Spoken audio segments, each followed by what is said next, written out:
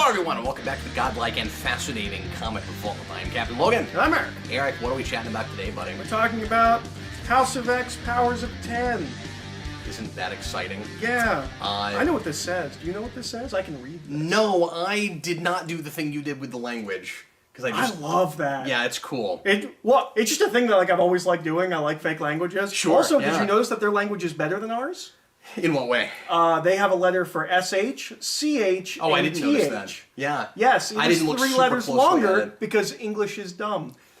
This says, "To me, my X-Men." That's what this says. I actually did give this a couple of reads because it is so dense and there's so much going on. I finished it and I was like, I should read this again, but I didn't. Yeah, but in doing that, I did not take the time to really sit down with some of that stuff. I mean, I read everything, all the text portions and stuff. Well, you have to read the text portions. As much of that to memory as humanly possible, because there's a lot of it and it's complicated. But anyway, let's set this up. So, this is the most recent thing we've talked about in a while.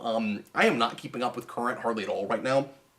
And nice to kind of dive back in and just kind of see what's going on. Of course, this is like the big thing, and in some ways the only thing people are talking about with Marvel right now. Hickman finally coming back and doing the thing he always wanted to do with X-Men. When you go back and read his Fantastic Four and FF, which are different books, but were connected. He had a big Fantastic Four run. And by the way, he was writing just as I was getting into current back in the early 2010s.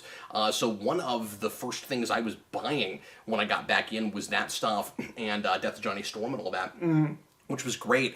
And his Fantastic Four in some ways reads like an X-Men book. Like, you can kind of tell. Well, that Avengers does too. Yeah, you can Because tell. Avengers is a huge sprawling cast of thousands. Yeah, no, absolutely. And he made the Fantastic Four that Yeah. when he did Future Foundation. No, that's right. And I mean, I agree with Avengers, but it starts there. He's already doing that because you can tell. What I'm saying is, you can tell from the beginning that what he'd really like to be doing is X-Men. Because the only 2 superhero comics we know Jonathan Hickman likes are X-Men and Legion of Superheroes. And of course he likes Legion. Yeah, of course, because he likes sprawling 1,000-person casts, like Yeah, which is funny because science fiction things. I tend to not gravitate toward team books real hard. Like, he's the exact opposite of me in that sense, but his writing is very often what I want from big, complex, cosmic stories, even if it's not a cast of thousands. So, like, I would love for him to do, like, just a Silver Surfer book or something. I don't think he'll ever. No, I don't think he would either. Well, he's created their own stuff. Some of it, like East of West, is a much smaller cast. It's not always. It has a cast. protagonist. Yeah. Which nothing else I've read by him. Well, and I think Nightly News does. Well, he did that miniseries. It's been forever since I read it, but that Red something. It was a sci-fi thing. It was about I know. about Red Wing. Red Wing, fighter pilots in space. That wasn't a big sprawling cast either.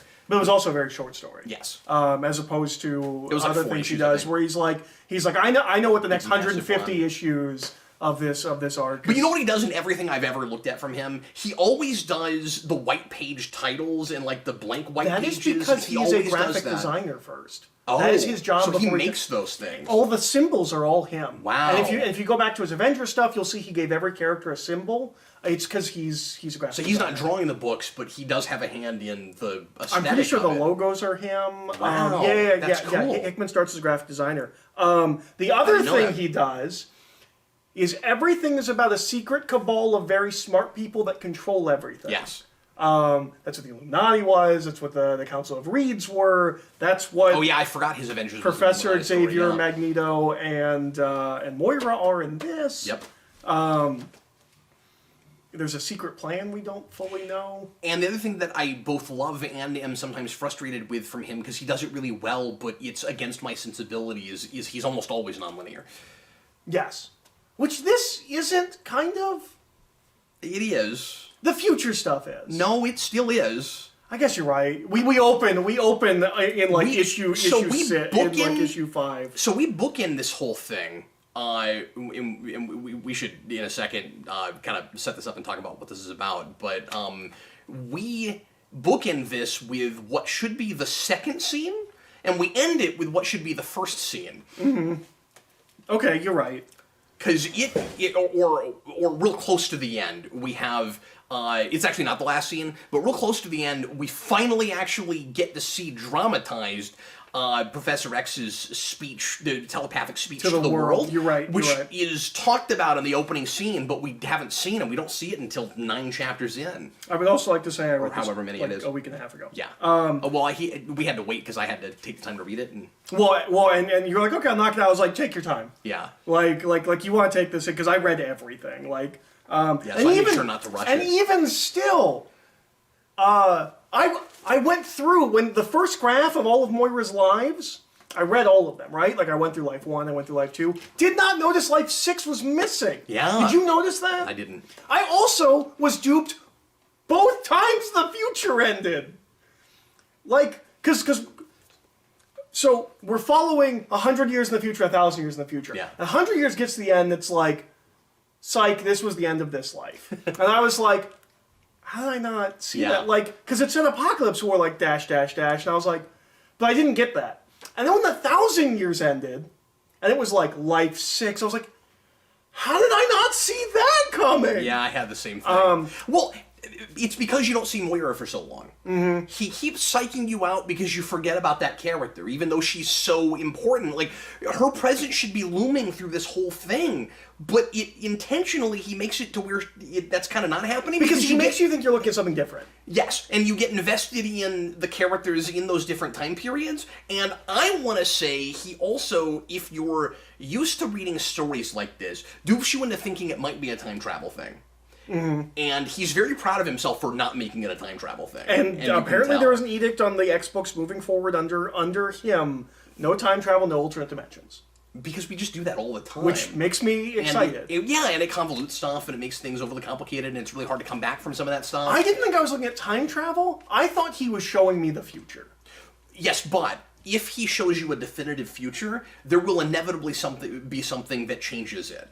Yes. So it might not be time travel, but there will inevitably be something that changes it. And the inevitable thing that changes it in this, he's given you already, and you should know what it is. Yep. And I didn't even think about it. Twice! Yeah! Twice! No, I had the same experience you did. Okay, well at least I'm not alone in that. So, Eric, talk a little bit, if you would, just about kind of, like, where we're at right now in just present day X-Men, where we were with the X books before this and what he's doing and kind of starting over and bringing things back to brass tacks and stuff. Well, so the X-Men had just a really bad period. Mm-hmm.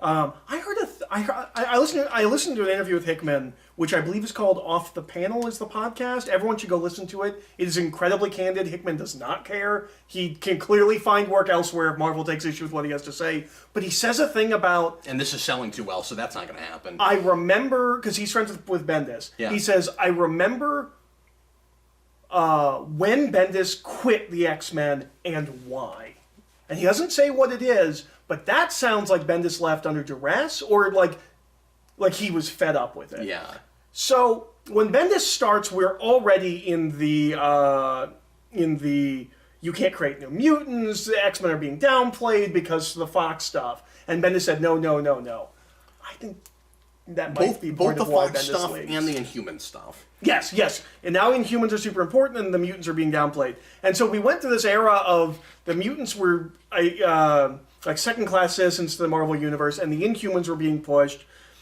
And then even after the Inhuman stuff, because it just didn't sell... We ironically had intolerance toward the mutants. Yes. In editorial. But after the Inhuman stuff died down, they still didn't know what to do with the X-books, and they were just regurgitating the 90s for a while. The X-Men have just been a real... So I haven't read X-Men since... I haven't read since Bendis, but I at least kind of knew what was going on in Extraordinary, like that first era. Yeah, and I did. Where like the X-Men couldn't be on Earth because the Terrigen Mist were poison to them. I at least kind of had a sense of that. Yeah, and I didn't read any of that. But I didn't read any of that. I haven't read X-Men. The only thing I read was part of that series. I can't remember. Was it Soul? whoever it was that brought it. Oh, Astonishing X-Men. Yeah. You were liking that. I was liking that. It's pretty good when I read of it. But other than that, but I didn't read X-Men Red. I didn't read the color books. I didn't read any of that. I didn't. Well, you read The Return of Jean Grey, which I did not read. Yeah, that's true. I read that. I read both The Death of and The Return of Wolverine. I did read those. Okay. Which is also Soul. Well, at least The Death of. I don't know about The Return. But so the X-Men are just in this state of chaos where like nothing seems to matter, nothing's important. No one's ever talking about the X-Men books. Like nothing ever happened in the X book. You're like, oh man, like I saw a cover for like Kitty and Colossus getting married. I don't know if that even happened. I'm sure it didn't. It did. No, it did. Okay. I'm pretty sure it did. Oh, I know the issue came out, but I don't know if they got married. No, I'm saying I think they got married. Because I think they talk about it in other books after that. Okay. I could be wrong about that. I don't know. I was vaguely interested in Mr. and Mrs. X, which was the Rogue Gambit book. Oh, I read the first issue of that, and I can't remember, actually. I was about to say, like, it's terrible, but I don't remember. I don't think I liked it, but I'm forgetting now. It didn't stick with me, apparently. But so Hickman comes in like a meteor. In that interview I listened to, Hickman talks about how in his first time at Marvel, wrote a like manifesto and was like, here's why the X-Men don't work, and here's why they will continue not to work. And I understand they're making money for you now, but it's going to stop. Yeah. Here is what's wrong with the X-Men, and here's how you fix it. Because you're only selling to the people that have been reading it for 30 years. And apparently, Powers of 10 was plotted as a miniseries in like 2010. Oh, interesting. He just outlined it and was like going to be a thing that he was going to do. Like, this is how you fix the X-Men. So these were not all new ideas. This stuff he's been cooking in his brain for a long time. Yeah, and also he clearly has continued to read X-Men. Like he is not one of those guys that like loved X-Men as like a kid. Like there's stuff in this, the inevitability of transhumanism, that humans and machines will become one moving forward. I'm pretty sure he pulls that from Mike Carey's run. Wow. Because Mike Carey has a group of characters called Children of the Vault, who are... We basically put a bunch of humans in, like, it's a big ship.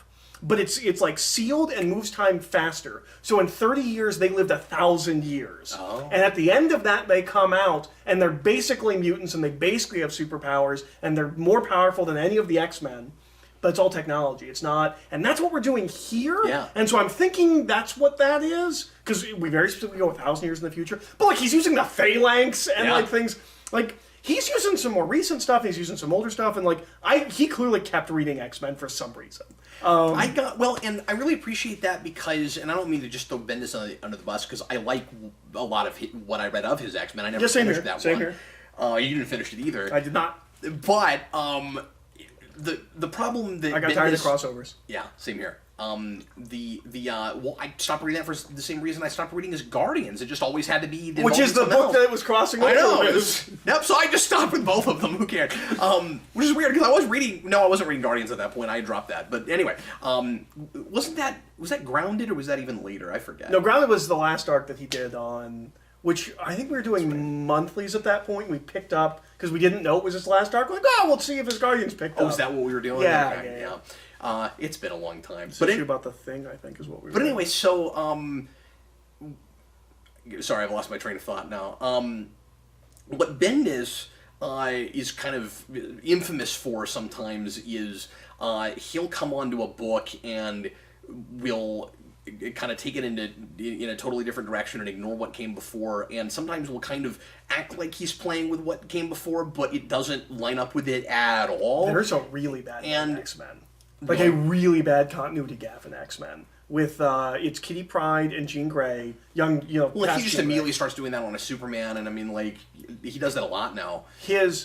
So Kitty Pryde is trying to help past Jean Grey learn how to use her powers, right? And she's like, "How'd you learn how to do this?" And Kitty says, "I learned from you."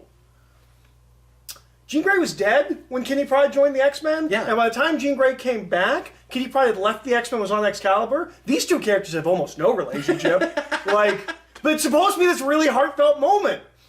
But it's not if you know anything about X-Men. Was it supposed to be like a sappy, like, people told me about what you did, and I learned from that? No, it was I learned from you. It's treated as like if she was talk her about teacher. Having spent time together, and that's hilarious. Yeah. But anyway, I mentioned that to say that this obviously goes its own direction and is kind of starting things over, and I don't want to say soft reboot, of course, but like it's it is a ground for ground level. It's a reinvention.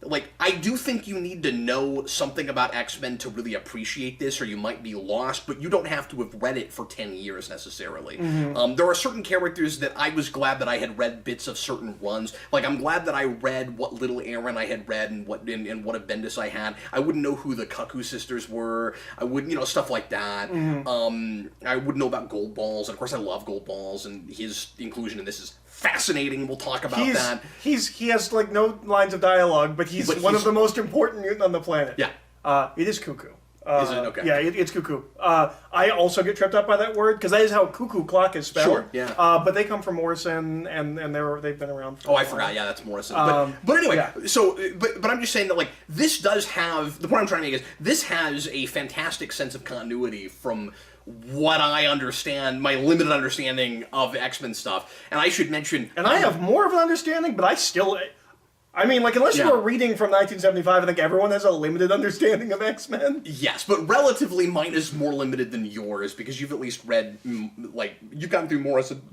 Pardon me, I haven't read all of that. And there's a lot of, more recent stuff that this is dealing with that I don't know. But anyway. Yeah, someone had to tell me that Professor X is in Phantom X's body, which isn't important, but I didn't know that. I didn't even know how he came back. Like, you at least read some of that, but I don't know how Jean Grey came back, but she's here, whatever. I knew the characters that were back, so I wasn't surprised by that. But what's great is, and obviously we're going to spoil everything with this, what's great is, by the end of this, we have a device to bring back anybody we want to now, so it kind of doesn't even matter how people came back, because they would be back. Inevitably, unless they're a precog, they're probably coming back. Yeah, and they say, they're doing research and you're bringing back people that have been dead for a while. So, major, long dead characters can come back.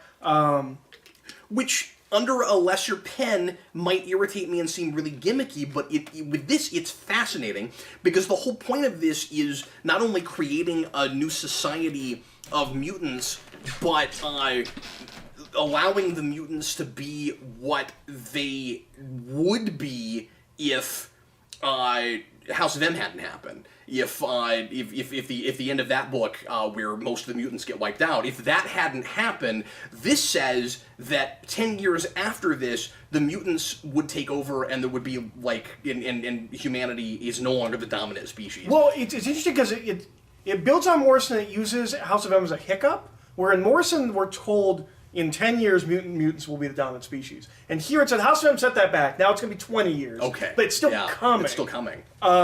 I think that's really interesting.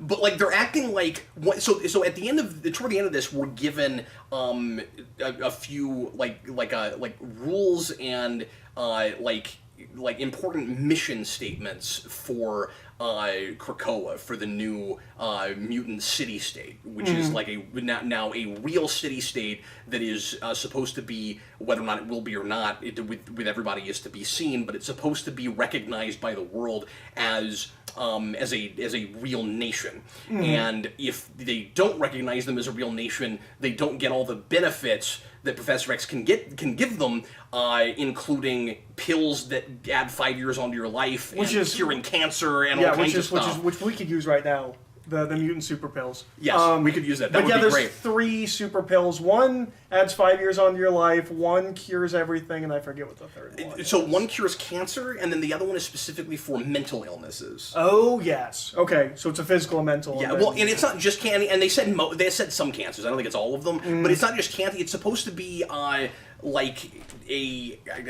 can't think of the word. It's a particular kind of drug that cures a whole bunch of different things. But anyway, the reason I brought that up was just to say that one of those mandates is increase the population of mutants, make more mutants. Yes. And that's why they're going to bring people back from the dead. So there's a specific reason for doing that. That's why I brought that up. And also breeding. Antibiotics. It's an antibiotic. I'm hoping we get an X spinoff that's just like X breeders. It's just breeding. Did you right away start thinking of characters that we haven't had in a long time that you would want to see come back? Because in my brain, everybody has died and come back. Like, I couldn't think of people I know really well that are currently gone. Like, retroactively, it's easy to look back and say, well, man, I sure wish we hadn't brought back Nightcrawler when we did. This would be a really cool way to bring him back, you know? Mm-hmm. No, I think everyone I care about's alive. Too bad we could have left Wolverine dead for another year, because it would have been great to do that here. I saw a Q&A that Hickman did, and you know what the number one question he was asked was? What's that? How's Wolverine have adamantium when he's regenerated back?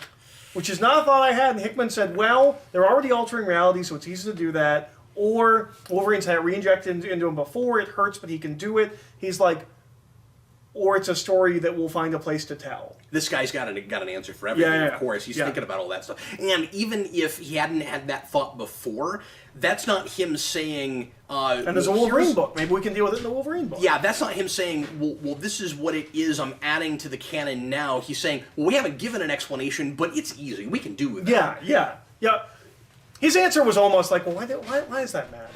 Yeah, which is fair. And I mean, I didn't have that thought until I saw, and he was like, this is the number one question everyone's asked me is, how does Wolverine have adamantium when he comes back? One, real quick, a thought I had about that, this is super minor, and we haven't gotten into even, big, giant, major things yet, but I wanted to ask you about that. There's that bit where so they go to this satellite that is creating a mother mold, which creates master molds, and the X-Men think that they're going to be able to take this out without too much of a problem, and they end up getting almost completely wiped out. Like, almost everybody dies, and it turns out that, like, those humans were ready for them, and there's this tender moment, certainly, where Wolverine and Nightcrawler both know they're about to die, and Wolverine says something about the afterlife, and I'm like, but you also died. Like, he's like, what's the afterlife like? And I'm like, but you died too? I had that thought. I didn't read The Return of Wolverine, but technically Wolverine didn't die, right? He was encased in adamantium.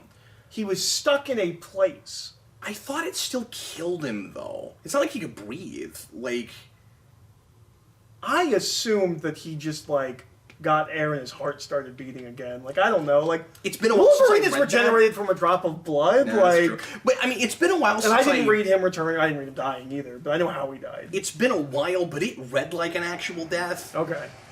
I thought, but anyway, that was a thought I had. But it was weird that he didn't acknowledge in that moment. Oh, here we go again. Like, mutants shouldn't ever have that conversation because they've all died. They know what's there. But he did recently, and he's acting like Kurt died more recently than he did. That's what was weird about that to me. But anyway, so mutants now have a nation state, which by the end of this book is accepted by most nations. I love the Wakanda thing. Yes. We do not need mutant drugs. You can tell there's going to be a lot of politics about that. There's a whole list of nations that refuse to accept that and why, and it goes back and forth. So this, if you've not read it, has a lot of like lists and timelines and info dump text pages. Yeah, and they're all like they're all like primary documents, like in-universe documents, and so some of them are like the lives of Moira McTaggart. Yeah, some are like letters and things, but most of them are more like technical than that.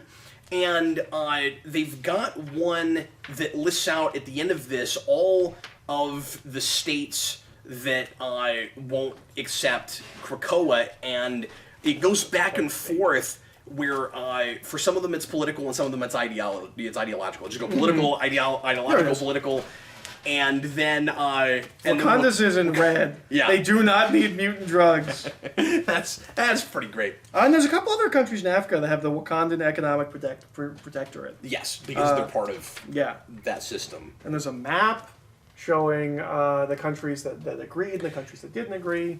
Yeah, let's back the curtain, or let's open the curtain up and back things off a little bit, and just talk about our experiences with this. This is really ambitious. It goes without saying. Yeah, like insanely ambitious. This reads like a thing, and this is true, like you said. This reads like a thing that Hickman has been wanting to do forever, that he's thought about for years and years and years. You don't get the kind of detail and massive world building and stuff that you get in that. Like this reads, unless he's been thinking about this for a long time. This isn't something that you come up with last Wednesday, or even last year. And it's his Lord of the Rings. I mean, it really is. No, it's a science fiction epic. Like, I've been trying to describe to people, I'm like, it's kind of like Dune. If Dune was also taking place now, sure, yeah, it's like this huge spanning. And I should have been bored by all that future stuff. Because I'm usually bored when we do that kind of stuff. We're like, none of this matters. I was so invested in every part of this. Can I say that first time around, I was until I wasn't. Okay. It took me time to get into this book in general. I was trepidatious in the first scene of the future with the, like, robot chick. And I was like, I don't know who these people are. What's going on? Yeah. And then, like, almost immediately, like, something happens. And, like, I'm like, I think maybe it's just the first text page. I'm like, oh, now I know what's happening, what these people are. I was fascinated by the ideas, by the thematic stuff, of course, but I was having a hard time latching onto characters because I didn't know anybody, and I'm sure those are all pre-existing future characters, but... I don't think so. I think really? they're for this. Because they're... Well, some of them... They're just conglomerates of other... of genes of, like there's the Colossus, Nightcrawler, Kitty Pryde... But, like, Zorn's a character... Yes. I've seen him in stuff. Well, he's from Morrison, but oh, that's right. Okay. But he is with Wolverine, who's obviously still Wolverine. Yeah. And I think that's still Magneto. He's just wearing green for some reason. It is. So I just assume Zorn lives. Okay. Yeah. Sure. I forgot that yes. he was in Morrison. I didn't remember where I saw him before. I was like, that's character I've heard of. Well, I guess that Zorn's not technically the Zorn Morrison, but I'm not going to get into or the Morrison Zorn because I'm not going to get because Zorn's just Magneto playing pretend. And then they didn't want Magneto to be like a super militant mass murdering terrorist, so they explained that Zorn is actually not Zorn. He's not even Zorn. He's like...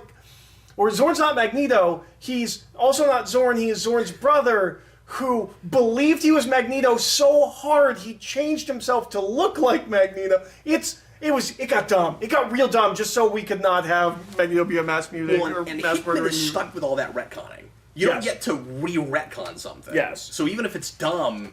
Like, he has the upside of the fact that Magneto's been a good guy for, like, a decade now. Or it would be very difficult to believe some of this. Yeah, well, I mean, I believe Apocalypse, and I believe too. Sinister. That's okay, good call. Well, and Sinister is a different story because we're told that in the future he does everything we think he's going to do. Yes. I love that everyone knows that he's going to be a traitor. No, it's great. It's like he had. There's a thing in the future that says one of those documents that says he had his own plans and ambitions the whole time and he was manipulating people and but it we didn't all go knew so that. well. We all knew that. Sidebar. I like that we put him on the council just to have him close. I shouldn't like Sinister, but I do. He's great. I love him. No, I do and, too. Like, the obvious complaint is, this is the Sinister that will appear in the Marvel movies. This is every single Marvel character, like, in the MCU, like... But we did him this way before. But this book is super serious. Yeah, and it's fun to have that kind of levity, but it's also fun to have somebody that sadistic that acts like that who actually is going to mess things up. He's later. like the Joker on a grander scale. Yeah. And there's a bunch of them. I thought it was so funny when he killed that guy for not telling him that he should wear a cape, and then I also thought it was funny when he shows up with a cape and murders that one, and he's like, I'm the mutant Sinister. Yeah, that was kind of a fun way to get him his cape, because like I always think of Sinister with a cape. Yeah. And I don't usually like those sorts of origins, but where it's like, do we even need an origin for when he gets his cape? No, that one's pretty good. That was fun. The thing that I took issue with is that one is in the past, and Sinister did not act like that in the past. He also didn't have a bunch of multiples of himself either. No, not as far as I know. So Sinister's confusing. But that does seem like a retcon, but is this the place to bring this up? Do you mind if I just jump us into something? Sure. Okay. I have massive questions with the Moira thing. Go read some early Claremont. It's hilarious. She's like a maid. Okay, She's like cleaning up after the X-Men. So let me set up what the Moira thing is, and then tell you. And that is the premise of this whole thing. I guess maybe we should have led with that. It's important. I mean, it's not just important; it's the premise. But I want to mention this. I want to kind of lay the foundation for this, and then explain why that is related to what we were just talking about, Eric. Okay. So, we discover in this, and again, I don't know X-Men as well as you do. Sure. So tell me if I'm wrong about this. Sure. She was a human before this. Yes. This retcons her as a mutant in the first place, in the coolest way possible. Yes. So it turns out that Moira is, in a way, kind of the most powerful mutant there is. In a way. Because she is basically accidentally rewriting history over and over and over again. Yes. So Moira gets, this is another minor complaint I have, and we'll talk about it, but Moira gets, the book calls it reincarnation. It's not really a reincarnation. She gets to relive her life. Yes. And she can, if she does the exact same thing, the same things. It's not butterfly effect. No, it's because not. if she does things differently, everything else plays out the same. It's only her life and the things she's directly affecting their change. So I think it's very interesting. Oh, is that true? Is that yes. true? Because she said, I thought the idea was supposed to be that she can actually kind of drive history any direction she wants to. I think it's because she gets so involved, but we see that Professor Xavier speech no matter what she does. Okay. She always sees Professor Xavier on the TV giving the same speech, which says to me, unless she directly affects it, it plays out the way it would have. Okay, that's not exactly how I read it. I thought she was a little more powerful than that. Well, but as she goes on, she starts making bigger and bigger changes, which would drastically alter things. But that still is butterfly effect. Right, but her getting with Charles or not getting with Charles, or having this conversation with Charles, it doesn't change whether or not he makes the X-Men team, or... and it also doesn't mean Galactus doesn't show up. No, that's true. It's not that kind of butterfly effect. It's direct contact that alters it, which is not butterfly effect. Butterfly effect is the unintentional consequence. No, that's right. But she does. But she does believe that she may have the ability to change the future such that the mutants actually won't get wiped out finally. But that's really important because it can't be butterfly effect because there are no unintended consequences. Mm-hmm. She's not going to do this and then for some reason a black hole's going to open up. Yeah, right.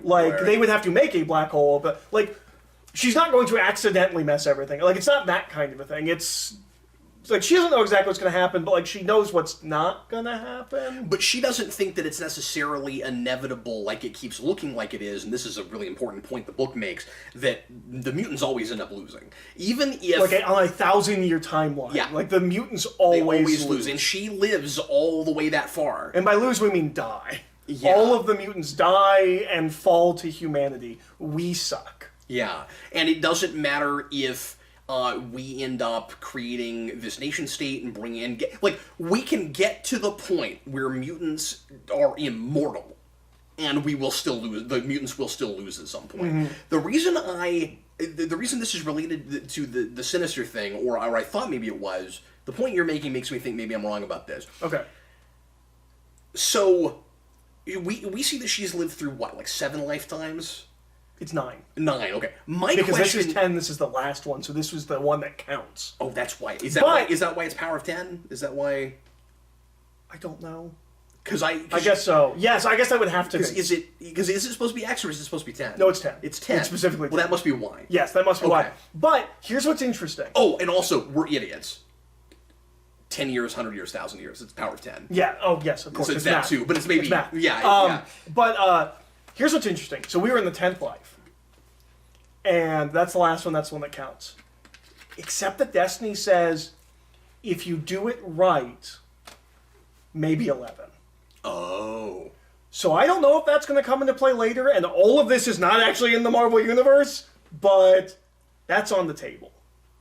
Yeah, so... But theoretically, this is the one that counts. This is the She has lived 9 previous lives where she has done different things, but the life that she has been living, the 10th life, the one that counts, the last one, is the Marvel Universe as we know it. Well, and she's not like a cat where she only has a certain number of lives. Like, the reason that she is supposed to die that last time is because a precog, and this is why she hates precogs, which is great, a precog tells her, I don't know who that character was. That's Destiny. Oh, okay. She hung out with Mystique. She was supposed to be Rogue's mom. So you know how Mystique is Rogue's mom? Yeah. Mystique was supposed to be Rogue's father. Well, Rogue's not in this. Like, I guess she's not. I think she's in one of the books. Because she's been around a lot lately. Yeah. Maybe she's dead. I don't know. But she's not anymore. Mystique was supposed to be Rogue's father. And Destiny was going to be Rogue's mom. But the editorial not like 70s comics were not. Oh, come on. That's really interesting, though. Yeah, so that's what that is. But here's what's interesting. She's been dead since the 80s. That's like some Trill stuff. She's been dead for a very long time. Oh, wow. Is this the first time she's been brought back? Well, she's not brought back. That's all in the past. Oh, that's right. Well, that's also a timeline. Right. That's right. But, so yeah. You'll have to forgive me. This is complex. She also wrote some diaries that were kind of important. Okay. I don't know if that's going to come but she, like, mapped out the future. She wrote it, and it was a whole thing, and then, like, they decided not to get the diaries because they're too powerful. But anyway, that might play into this. But anyway, so that character, who I didn't know before, Destiny, apparently, she says that the only way that Moira can die is if she dies before she's 13. Because when she hits puberty and she gets her powers, and then anytime she dies, she's going to reincarnate back to being a baby and have all of her memories and remember everything as a baby, which is interesting. But and everyone thinks that she's super special when she's a kid, like she's just advanced. Because she knows everything she knows. She's walking like super early and but that's the only reason she dies is that something apparently kills her as a child. That's not what I understood it as. Oh, okay. That's what she said. My understanding was, if she were to die like that, that would be it. Right. But that she has the capacity for 10 lives, and then she says, or if you do it right, 11. I didn't read that. I don't know what part you're talking about when you say that. I'm pretty sure it's that conversation. I can try and find it. Yeah. Well, it's not a big deal. But yeah, like you said that, I didn't remember that part. The part that stuck with me was if you get killed as a kid. So I thought she meant I've seen that happen, because she keeps saying that it's loopy. I don't know how it works, but I can see into the future, which also means all of your lives. And I have seen this happen to you. I thought was what she was saying. But I think it's the potential lives, because I know she says something. So are you saying it actually is supposed to cap off somewhere? Yes. Like regardless of what she does? Because that's not what I. Because she has a specific thing where she says, like, you've been an idiot, like, wasting your lives thinking you'll have, like, infinite. You don't have infinite life. But I thought it was just because she could see when she dies. I thought is all that meant. Like, I know when that happens. Potential outcome, find you, and if you try to kill me, kill you. It's somewhere in this page where she explains, you're a smart woman who is beginning to understand the potential of her power. You're starting to believe you are in some kind of eternal loop of some kind. Yeah. That your powers give you a version of immortality. I want you to know that they do not. Right. I see 10 lives, Moira, maybe 11 if you make the right choice at the end. But that is all. Yeah, but again, okay. Yeah. But, like, maybe she knows the inevitability of the outcomes? Like, I thought the kid thing was just, like, an outline for, like, but it will end a lot quicker if you die early. Yeah, maybe so. That's how I took it. Maybe I didn't read that right, yeah. Maybe we're wrong.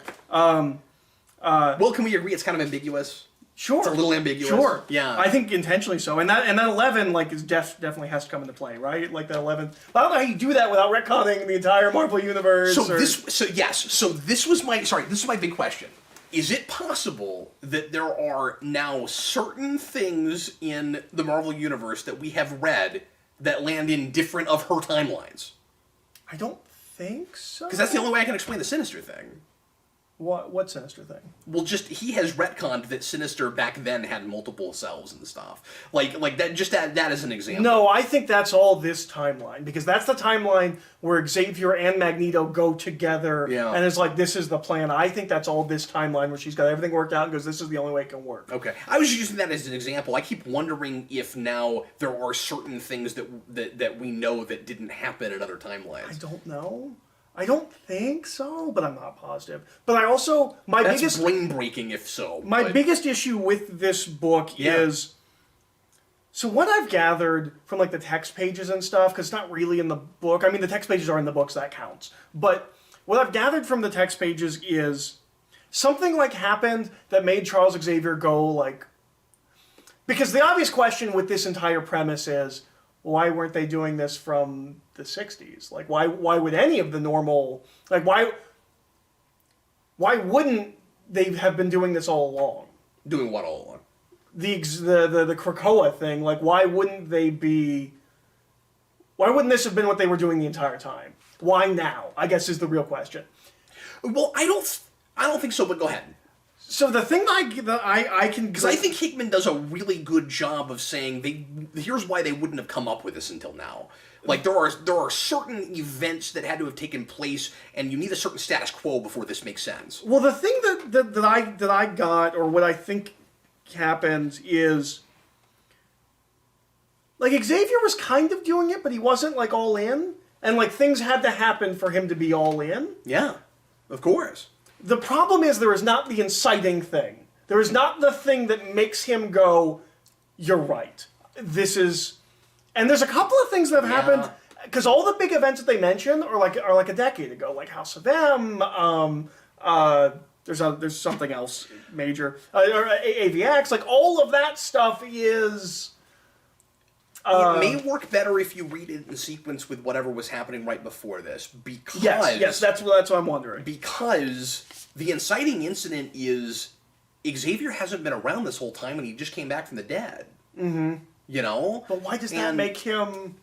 Because it's not the first time that's happened either. Because, you're right, and there should be maybe there should be something more concrete. I do agree with that, and I had that same thought, but,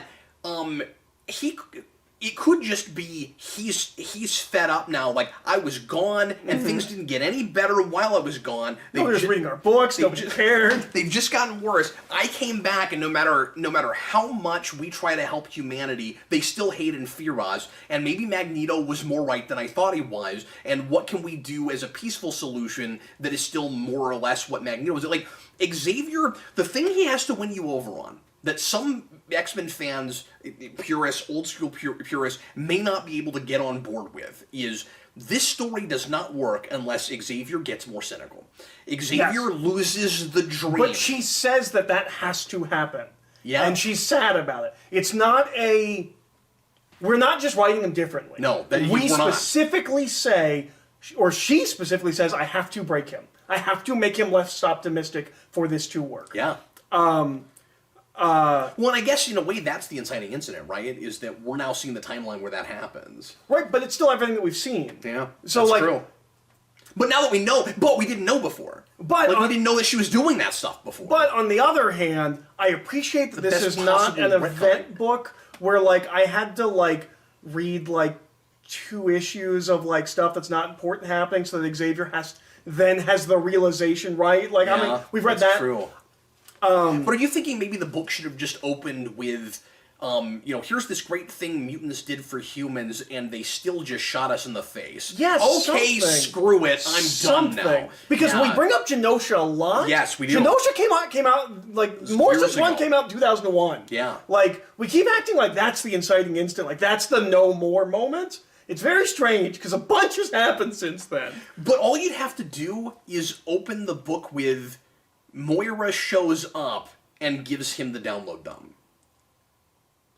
But she did that in the past. I know, you'd have to... I mean, I'm rewriting the story just by saying that, but like, you could... Yeah, I guess that doesn't work either, yeah. No, he's known this the whole time. He's known the whole time, yeah. I will say, this page here, which is where he gets the download dump... We see it 3 times. This page, when this was coming out, before this came out, they put out an ad with that page that it was like on Marvel Facebook or whatever, interesting. right? It was just that page. It just said, like, the most important moment in X-Men history. And you're like, whatever. And I read it and I was like, it is. It is. It is the most important moment in X-Men history. That's a cool way to sell that. Well, but it's weird out of context. Because how many times have you read that and you're like, well, what? Like, it's nothing. Or that's going to be rewritten tomorrow. It's huge. It's astronomical. Yeah, it really is. It's not, you can't undersell this book in grandeur and scope. No, you can't. If anything, you can undersell it on accident, just trying to explain it to anybody that's not read it. Look, this is so wild with its cosmic science, its pseudoscience. Like, this goes as far as Ultimate Squared did. Which I don't think you've read. No. But it's as out there as that. It has an explanation for what black holes are. That's fascinating. Yes. And like whole like civilizations of like robots and like the scale of like the hierarchies and like cosmic entities and did you feel like you were studying for a test? Kind of. Did you feel like there was going to be a scan schwan and at the end? I want to be angry that none of those timelines matter, but I believe that all of that will come into play in some way. Like it still feels like it matters though. The end right? game is robots versus mutants, right? Or like human robots. We're still moving towards that. All of this, I believe. It's having read past it's a triple-pronged game is what it is. It's humans versus robots versus mutants. But the humans and robots are also intermingled. By 1,000 years in the future, they are. Yes. Well, and in fact, we get to a place, one of the things I found most interesting in this was subservience. So you have relative godhood, and you have, as themes. You have relative godhood, and you have relative subservience. So you have, characters that think or beings that think they're gods, and then other beings that are more powerful than them that think that they're gods over those people. But then you also have, in the future, humans or remnants of humans, they're not even quite humans anymore, that because they're intermingled with technology. Yeah, that decide that there are robots that are more godlike than them, and they are subservient even to them. Yeah, there's the whole weird thing with the collective. It's probably not a collective, because collective is one of the terms of the groups of robots. It's all threes. Yeah. One of them is. Because we also did this with the master mold thing too, where there's you have like a group of sentinels, and then you have another larger body that's a group of those sentinels. Yeah, it's the mother mold, master mold, sentinel. Is that what it is? There is a like grander sentinel at the end of that list, and I can't remember what that was called now. Okay, but is that the Omega Sentinel? That's the Omega Sentinel. The Omega Sentinel is the human Sentinel. Okay. Because that doctor, I had to look this up. This is nothing I just knew. That doctor comes from Operation Zero Tolerance, which was a crossover in like 2000 where they introduced the Omega Sentinel. That doctor is a pre-established character. The one that dies on that space thing making the mother mold. She comes from like a crappy like late 90s X-Men crossover. So there's only one way to write this book, right? B. Hickman? Hickman wrote on walls. Like, there's no way he didn't write this book and not write on walls. Like, you want to see his office. He has notebooks of X-Men things, right? That he's been keeping since he was like 7. Like a madman, has all these notes scribbled all over walls. Yeah. That's the only way you write a thing like this. No, this is like I want to see his notebooks bad. This is an insane, like, master planner endgame level kind of a... Yeah, so how do we describe this? Is this a love letter to X-Men, or is it fix the X-Men? It's both. Yeah. Because he actually cares about the X-Men. Mm-hmm. He isn't trying to rehash his nostalgia and what he loved about the X-Men. He loves the X-Men enough to know how to make it move forward, which is the most important thing a fan can be, and not enough of those people get put on projects. Well, and that's why it doesn't read like fan fiction. Mm-hmm. No, this feels like the next stage of X-Men. Yeah, this is what what's his face, who we don't care for, that was writing Spider-Man? Dan Slott. Dan Slott. This is what Dan Slott thought he was doing with Spider-Man. Yes, it is. It is exactly what Dan Slott thought he was doing with Spider-Man. One of the things I think is... Okay, so I want to know if this is a thing that happened to you. Yeah. Because this is a thing Hickman talked about, and it certainly applies to me. I also want to talk about the trade and the reading order and that, which kind of goes with this, but... So he talked about the text pages. And let's not forget to talk about the regenerations, because we haven't really gotten into that. Yes. So he talked about the text pages and how this is something he kind of experimented in with some of his independent books and stuff like that. Part of the reason for the text pages is not just providing information. It is... They are expository, certainly. Breaking up the narrative. Yes. You know, when you're reading a 20-page comic book, you know the beats of it. You know when it's building to the ending. The text pages completely throw off your rhythm of what you expect in a 20-page comic book narrative. And that completely happened for me. This is the dictionary... I mean, I know this came out in singles. This is the dictionary definition of graphic novel. In that it's in chapters, and it feels more like reading a novel than it does reading a comic book. And I didn't... But he's using that graphic medium to... but I just mean comics. Yeah. He's using the graphic medium of comics, certainly to its greatest degree. So this doesn't read like it wishes it was a novel. No. It just is a really good... textbook graphic novel. Yes.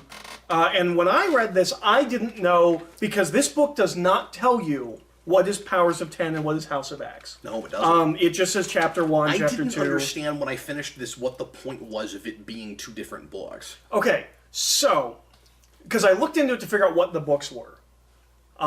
Do not read this without Powers of 10. House of X is the present-day stuff, Powers of 10 is the future stuff. So you can get, if you were only going to buy one of them, and you bought just House of X, you would get the status quo for the X-Men moving forward. Yeah. I do not think you received the story if you did not read Powers of 10. I don't think so either. This is the only way to read it. You would be so confused or by... get the issues and figure out what the reading order is. But even then... Yeah, you'd understand the status quo, but you wouldn't understand the story, right? Like, at that point, I would just... If all you cared about was what is the status quo right now, what's it going to look like, you really only need the last issue. And you're also kind of reading it wrong, that's not what it's about. Right? Well, that's true too, but I mean, like, the Cliff's Notes version is the X-Men have their own society, and it's a nation state, and they can bring people back from the dead now. That's it. Like, and they have their own culture in a very interesting way. Yes, yeah. Because I also want to talk about people's reactions to this book, and like different reactions. Oh, okay. And people's different interpretations of this, which I think is very interesting. But don't read... It's that kind of book. Don't read just House of X. Don't read just House of X. You can't read just Powers of 10. No, you have no idea what's going on. This is the way to read it. Yeah. And I would say even more so than issues, because... Yeah. Because there's like a reading order, right? Where it's like House of X, Powers of 10, but it doesn't just go back and forth. There's like a point where it's like Powers of X, Powers of 10, Powers of 10. No, I wouldn't want to read this in singles. I bought it that way just to have it, but I'm never going to read this. I don't want to know what I'm moving between when I go from chapter to chapter. Sure. And that's part of why I couldn't... Because I assumed it was just staggered. I assumed it was just House of X, Powers of 10, House of X, Powers of 10. So like... So did I. There will be like 2 future chapters right back to back. And they're clearly the same length. It's 5 and 5. Mm-hmm. So I think that's very... I think, if I'm it's right. 6 and 6. Is it 6? I'm pretty sure it's 6 and 6. Yeah, it's 6 and 6. Oh, you know what happened? When I bought them in singles, 6 wasn't out yet. So I bought 5 and 5. Okay. But this is clearly made to be read this way. Yes. It flows. You kind of wish it came out this way. Because again, it's a graphic. This shouldn't have been in singles. No, it should be. This is a graphic novel.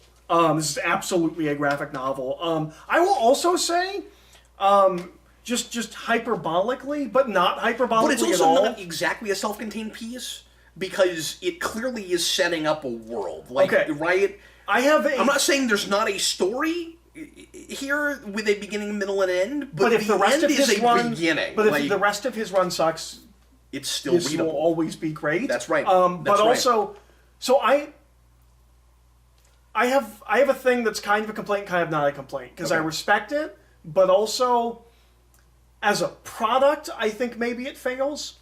Coming out of this, there are 5 X books. I get no sense of what any of those books are going to be, what any of those teams are.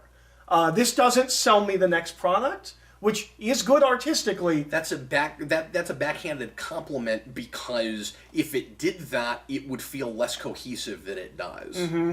You couldn't... I don't know how you could do that effortlessly and seamlessly. Well, I guess you would just have like the last page, and it's like, and you guys are going to do this, and you guys are going to do this. But my understanding of those books is they're not exactly like that. Like, they're not all just like assignments. Like, some of them are just people going out and doing things. Well, that's the thing, because like I said, it set up the universe moving forward, it doesn't feel exactly like a self-contained piece, and yet it's not.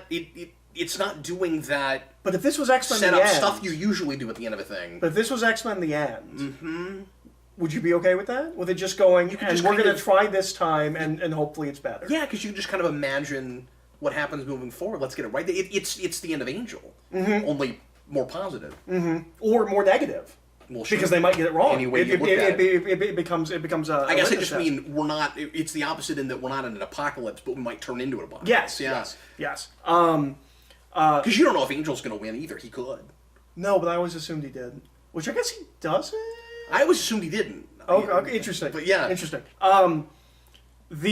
Because all that matters is he gets to slay the dragon. Like I thought the point of that ending was there's no way we'll make it out of this alive, but Angel's getting everything he's always wanted. If he dies right now, he dies the happiest man alive. Like interesting. That's how I always watched it. I always took it as like, and I don't like that ending, or at least I didn't used to. And the more we talk about it, the more I like it. I love the ending of Angel because of this.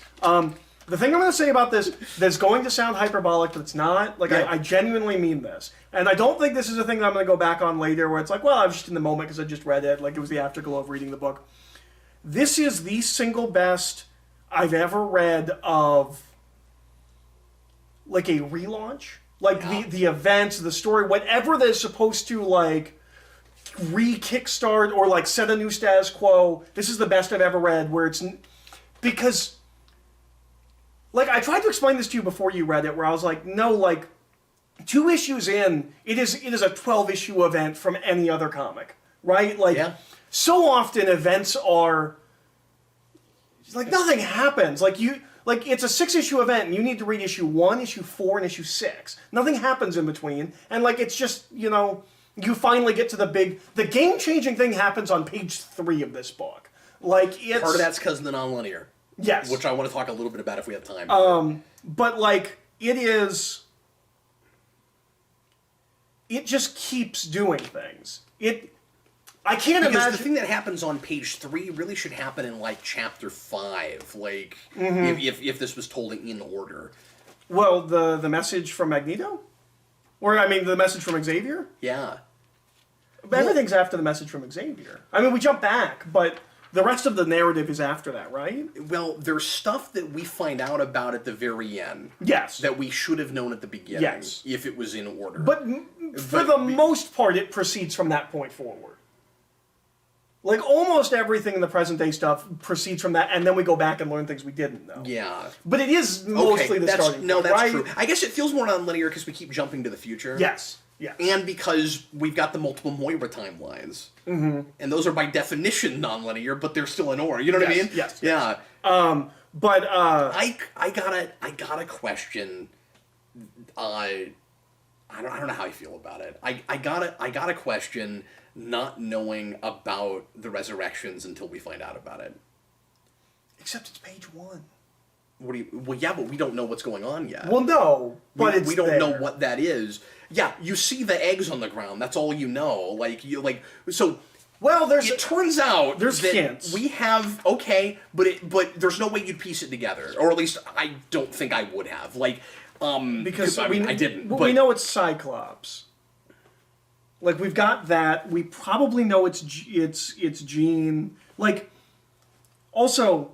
I didn't know what was happening here. We've got no context whatsoever, though, Eric. Look, going after you've read it, after you know what it is, and you go and look at this is great. And you're like, oh, cool. Look, we're setting things up, we're foreshadowing things. The problem is, it reads. The issue is in the telling, right? It doesn't feel gimmicky entirely, but when you get to the scene with the mother mold. And everybody dies, they're all acting like they're not coming back. And they know they can be brought back to life. I have an issue with that. I don't, because what it reads to me as... And then we find out about it afterwards so that we can make a big reveal out of it. But in the moment, he doesn't think we remember that, and he wants us to think they're all dead. But, okay, so there's 2 things. One... I knew they weren't dead because I know who the team is on the next book, and I still was like, I don't know how you write out of this. I knew that obviously somewhere or another they weren't going to be dead, but the fact that they know that... they all act like they're not coming back. I don't think it's that, and I have to reread it, but the way that I interpreted it after I found out what was happening... the identity thing of you're kind of you, but you're kind of not. But you're also still dying. Yeah, you're still dying. Feeling the experience, you're still... That's true. And like... He says he backs him up once a week. Like, part of you is dying. That's why I'm on the fence about it. Yeah. I liked that. I thought that was well done. Yeah, and that's the big argument against what I'm saying is that you're still a backup, and so first of all, you like the you that continues on is not in the same body. There's always identity questions with that, and excuse me, there's experiences you just had that you're not going to have because Xavier can only back you up once a week, so you're not going to remember dying, you're not even going to remember what you had for breakfast that morning, and then there's always that interesting... Now, maybe on a mission like that, he backs you up right before, maybe, I don't know, that was unclear. He's not wearing Cerebro. He's always wearing Cerebro, isn't he? Is that what the helmet is? Is he constantly wearing Cerebro? They don't say that, I just assumed. Okay, I don't know. I just assume that's Cerebro. I don't know. Maybe it is. Because he's never worn a dumb helmet I wasn't before. sure why he had that on his head all the time. Oh, I assumed that was Cerebro. No, you're probably right. I didn't have that thought, and I feel dumb. But like, there's always say it. I just assume. There's always that interesting identity question, that interesting question of the soul of okay, if Wolverine dies there. That Wolverine died, there's another Wolverine, he's more or less the same guy, but that other Wolverine still died. And every time that happens, you did lose a soul. Kind of, potentially. Well, and we address that very, very little with they do not want doubles. They want to make sure they know you're dead, because then who has the soul? Yeah. I also think that... okay, well, you're winning me over on it. This is bringing stuff from an interview, but okay. I think it's really interesting that, I don't know if it's the reason he did it, but it's how he's using it moving forward. There is like a line-wide rule on the X-Books moving forward. No one dies. Because... Even though they can resurrect them. They can die and come back. But like, putting in a device, basically, he's taking the opposite tact of what everyone says, which is, we want to know their stakes, we want people to die. And he's saying, it's not about that now. Well, but also, that's lazy. Yeah. Because they're always going to come back. It's comic books. That doesn't sell. That doesn't work. Everyone knows. And I think him doing that with killing everyone is almost playing to that. Yeah, where it's you're right. like... That's true. It's like none of you believe they're really dead. And look, they're not dead. They're not dead. Hickman's... And we'll put the drama somewhere else. You won't be constantly wondering in this melodrama, are these characters going to die? That's not what it's about. Hickman's and line... we can make something really interesting out of the drama when they do die. Was it really them? Is the new one really them? You know, then that's interesting. Hickman's line is, like, no deaths, you have to be more creative than that. Yeah. Which I think is very interesting moving forward. Which... I mean, I guess could sum up the entire book. Like, it's very interesting moving forward. I'm so curious to know, obviously, how this impacts the whole line. I'm sure other writers will find a way to mess this up. I want to know what the Black Panther book looks like. Me too. But, like, this is the only thing I've read in recent years with Marvel, because I've not liked Marvel in a long time now, that makes me go, okay, I'm curious about the whole line now. How do other characters, other books deal with this? And you got to wonder about how long certain bits of status quo last. Like, Hickman clearly has a plan, and so I'm assuming that at the end of his run, we, of course, no longer have the resurrection thing. But, like, how long does the resurrection thing last? Do we do a plot? This is a guess I have. This is a prediction I'll make. We will probably have a story where, because we didn't talk about what makes the resurrections happen, but there are 5 characters. Gold balls. Gold balls makes it possible in the first place, but there are 4 other mutant powers you have to make the whole kit and caboodle work. He has, it turns out that the balls were actually eggs that can, but they're they don't do anything. And there is a reality shaping character that can then put a body in the egg. Mm-hmm. And there's 3 other powers that make this all work in the first place. Yeah. I forget how it all works, but... Oh, I know one of them's Hope. I think one of them's Exodus. I don't even remember who the characters are, but I forgot what all the powers are that make the whole thing happen. But anyway, you need 5 cooks in that kitchen, and that's what makes that work. And my prediction is one of them we will do a story where we lose one of them. And, well, the thing is, any of the 4 of them can die. Well, yeah. Could any of the 4 of them die right now and somehow be brought back? Or do those? Because the thing there's is, something about having backups, so I can't remember if it's for them. Because we don't talk in this at all about how that's not sustainable. Like, Magneto uses that as a major example of why he's right and they should all consider themselves gods now, because now we're immortal, but not really, because when those 5 are gone, you can't continue this, but, like, you can resurrect people, so but they also should put them be at able to keep sustaining it, age. but only if the 5 of them, each of them could die and be brought back, even though you need one of them to bring them back. That's a question I have. I think, I could be wrong, I think that they say, because I read this a week and a half ago, but I want to say I had that thought where it's like, well, one of them's going to die. I think they say that the 5 of them constantly have dupes just sitting there waiting. Okay. Like, constantly refreshed. That's what I would do. Yeah. I'm pretty sure. Also, this is how you fix Magneto, right? Like, the problem with Magneto being in World War II, it's not a forever fix. But for a little while, it's believable that Magneto was in concentration camps because we have another renewing session. Can I say why? Because everyone's going to go to their ideal age. Can I say why that's not the case? Why? Because the X-Men have only been around for 10 years. But there's a point in X-Men history where he gets turned to a baby and then re-aged. Oh. And there's a point later with Joseph, and I think that also... There were a couple of places where we de-age Magneto, and I think when you put all of them together... So Magneto's almost 100 years old, is what we're saying. Yes, Magneto, I mean, canonically, he still was in World War II, and as like a 12-year-old. And then... But I'm saying that, like, we're not just trying to be ambiguous about the dates. Like, that character is that old. He has to be. He has to be. Well, and I don't know how he survives into year 100. I don't think they explain that. My assumption was, because we say that... Or are they that... still resurrecting people? I mean, I don't think they are at that point. Well, but he's old, and it's only 100 years. So he only has to... Let's say 50 years ago, he gets resurrected at 30. Like, his body is 30, right? I didn't think of that. He can last that long. I'm dumb, of course. Right. But in that case, why didn't we see more characters we recognized in the future? My assumption is they die. And, like, something's happened... Because something's happened to the 5. Yeah. Or something's happened, because like, we know that Sinister has the cloning pits on Mars, which, by the way, that doorway in the beginning where he's like, where does that go? That goes to Mars. I read it, because I decoded it. It goes to Mars. That's awesome. Yeah, it's cool that you did that. That's also a thing I wanted to kind of make fun of. This is not a huge issue or anything, because I don't know how else you would do it. But they say that the language is indecipherable, but then they show you how to decipher it, and that's pretty funny. Yes. And it's also in English. Yeah. Like, it's an exact corollary to English letters, except for the fact that they fixed it by having... That's for our benefit? Yes. So I'm going to assume that in the narrative that's not the case, and that key doesn't work in the narrative. That's just for us, so that we can be 6-year-olds getting a decoder ring out of a box of thought too. Cracker Jacks. It wasn't so much about it... Well, it was just like... I was like, so it's 1-for-1 English.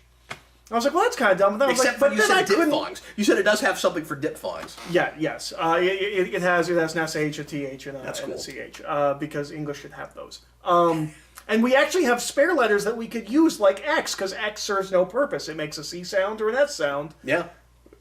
X is just sitting there. It makes an X sound. And C makes an S sound and a K sound. C's just sitting there. It can make a ch sound. There's no reason it can't. English is dumb.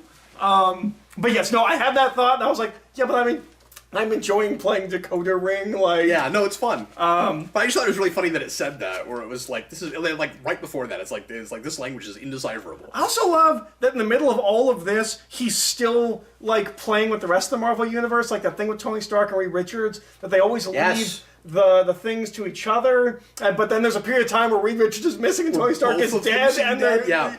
That was amazing! Like, I was like, you're enhancing the entire Marvel Universe while you're reinventing the X-Men. Yeah, the FF stuff is good. Like, it's in... I love the your son's one of the most powerful mutants on the planet, and tell him his family is waiting for him. I forgot he was a mutant.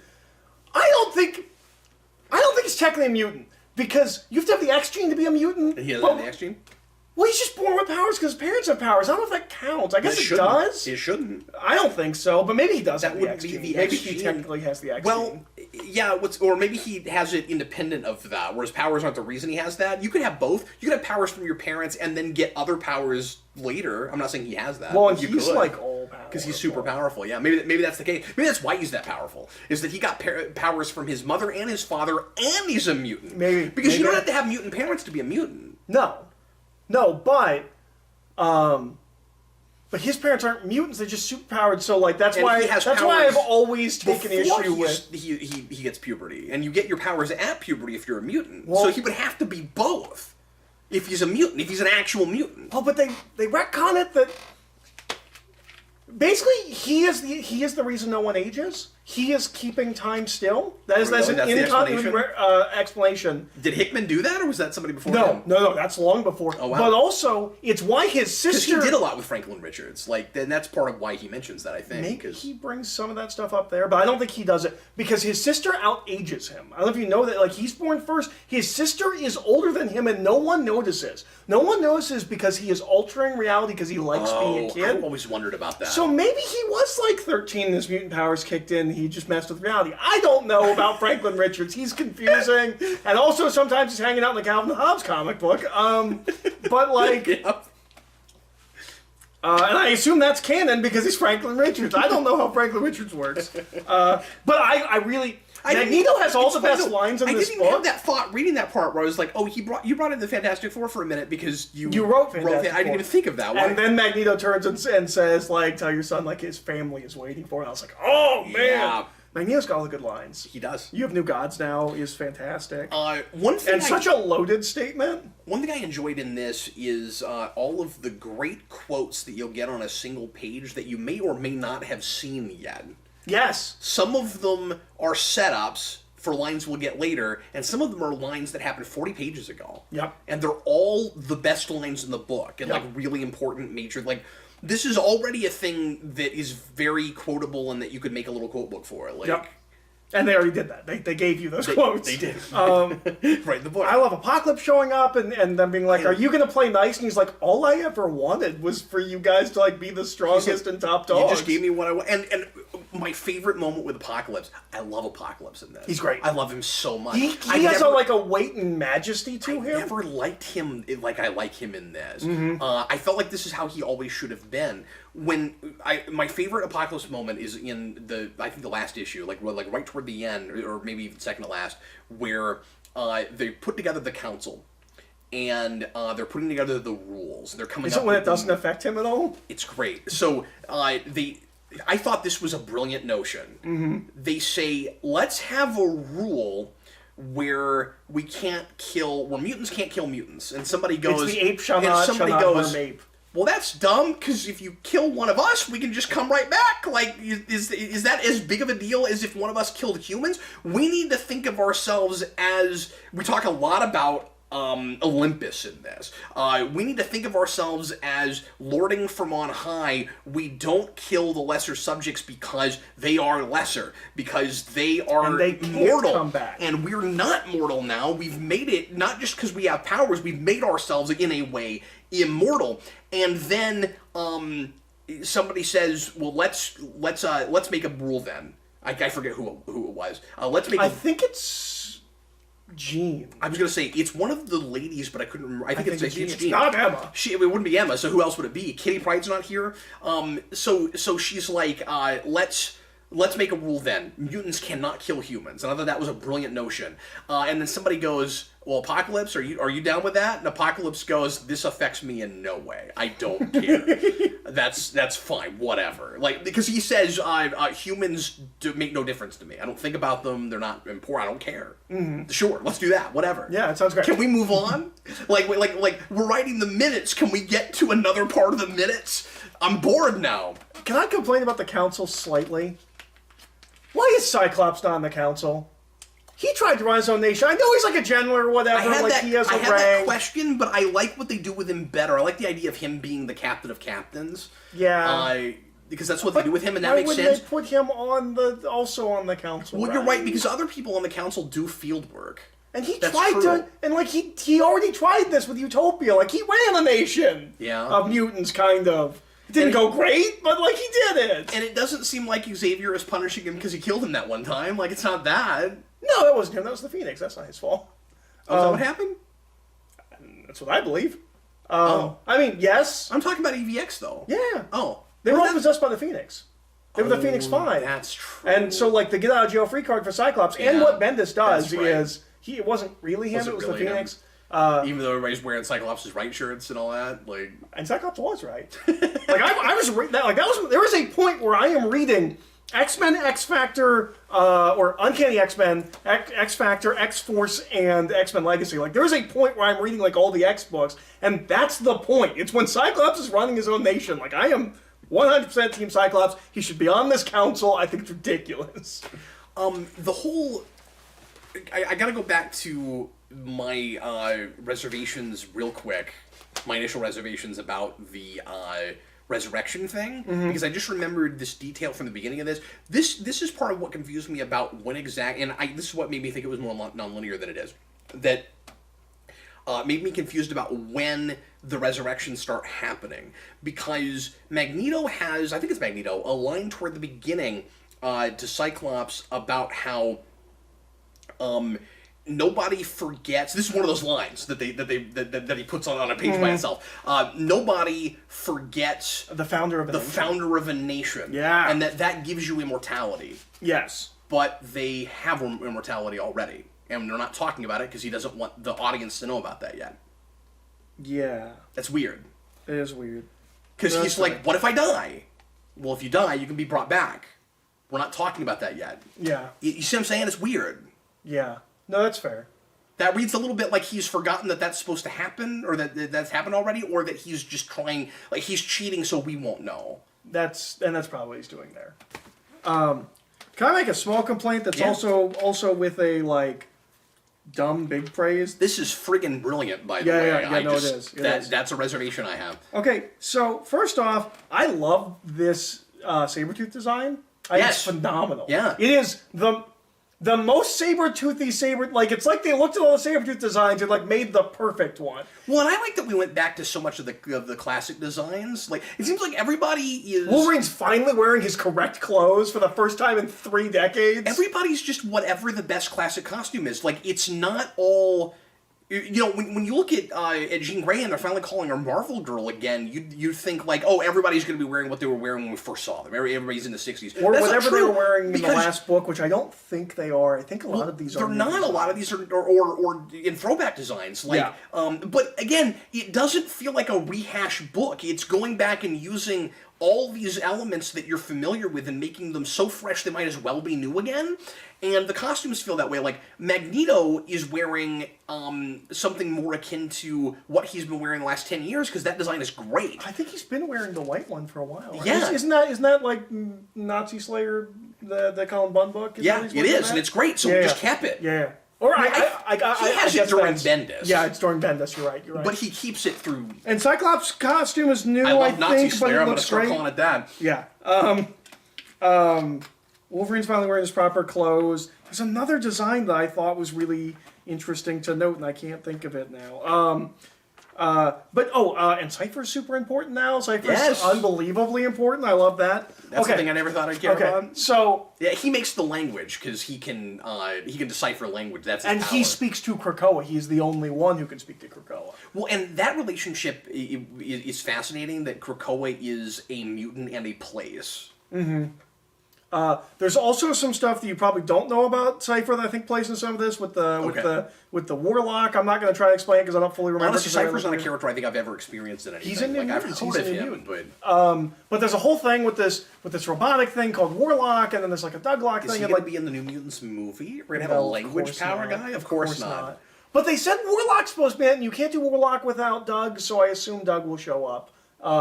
Well, if the movie's continued, I assume that he would have shown up. But yeah. What if it's huge, Eric? Cypher's like low-key a lot of people's like favorite mutant. Oh, wow. Because he has a really interesting power that's not combat-based. And also, he kind of has a relationship with Kitty Pryde, but not really. But anyways, so the other thing about the Sabretooth thing, so I just want to bring up that like Sabretooth's costume rocked. Yeah. And a lot of these costumes rock. Like both of these are great looking books. Yes. I don't know who these artists are. Lares and Silva, like they killed it. Like both of them just knocked it out of the park. I think I've read Silva in something, but that name was familiar, but I didn't look it up. So it's kind of bull what happens to Sabretooth, right? Where they're like, we just made this rule and you broke it. I was like, the X-Men just went and murdered a bunch of people on Master Mold Station. So I had a couple of reservations about that, but you just don't want to deal with Sabretooth. Is what I'm hearing. I'm going to say reservation. None of you like Sabretooth. And not go further than that, because to a degree I sort of understand why they played it the way they played it, because he's Sabretooth, and he's making it clear he's not going to cooperate. Well, and they were the X-Men were not directed not to kill anyone. He was specifically told not to kill any humans. Right.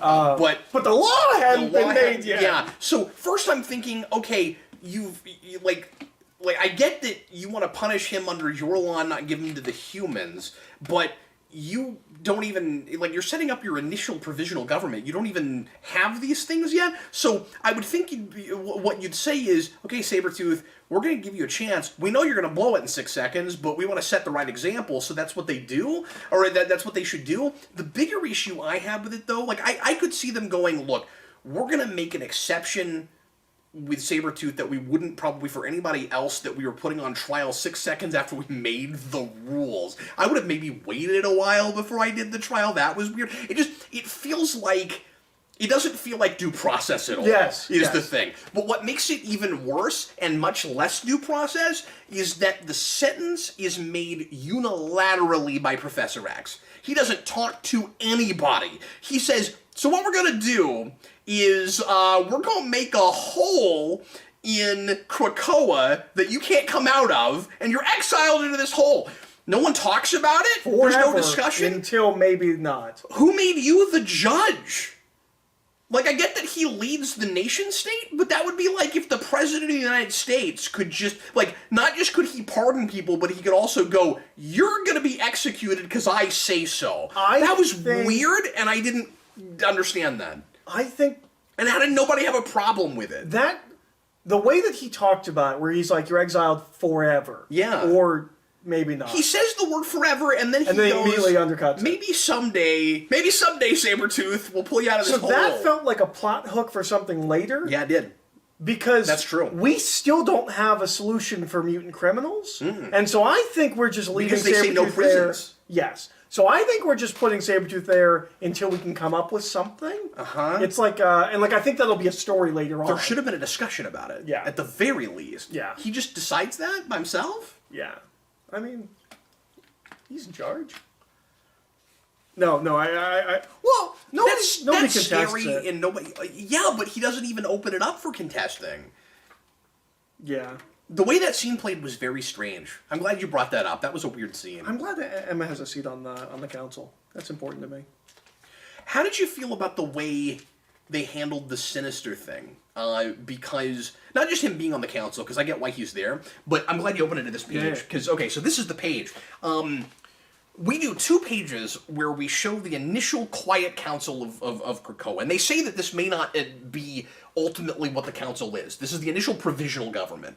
Some people might come in, some people might come out, they might get larger, they might get smaller. The first one you see, you only have a few names on it. We know that Professor X and Magneto and Emma will be on the council. And Emma gets to pick Emma two gets people. to pick 2, and we don't know who her 2 choices are yet. Well, we don't know who the second choice is. I think even right then we didn't. The first one we don't. I'm talking about the first one, yeah. And then we get this page, which gives them all, but there's still one that's blacked out, and it will turn out that that's Sinister, which was obvious. No, it's not. Like, is it not? Is Sinister already on there? No, Sinister's in the winter. Oh, then who was the black one? We don't know. She hasn't picked it yet. She hasn't picked it yet. She still hasn't picked it yet. Or she hasn't told them yet. I thought it was Sinister because I just forgot that he was. But he is blacked out. He is on here. Yeah. Okay, never mind. Forget that. Because initially my complaint was, but like, duh, of course Sinister's on the council. Well, why would Emma pick Sinister? Well, yeah, right. I am fascinated to know who the Red Queen is. So like it's a woman. Yes. So like, who does she pick? I don't know. It's not in this book. We don't get it revealed. Surely it's not like one but not the other of the cuckoos. That'd be weird. No. She's not going to do that. No. And it's specifically Red Queen, not Black Queen, which is the Hellfire has white and black. Is there any clue in that color name of somebody we know? Do you have any guesses? Madeline Pryor, maybe? Oh, interesting. Which would be weird and an interesting. There's no reason I'm thinking of like bigger characters that we know. I just want to run down the list. There's no reason she picked Mystique.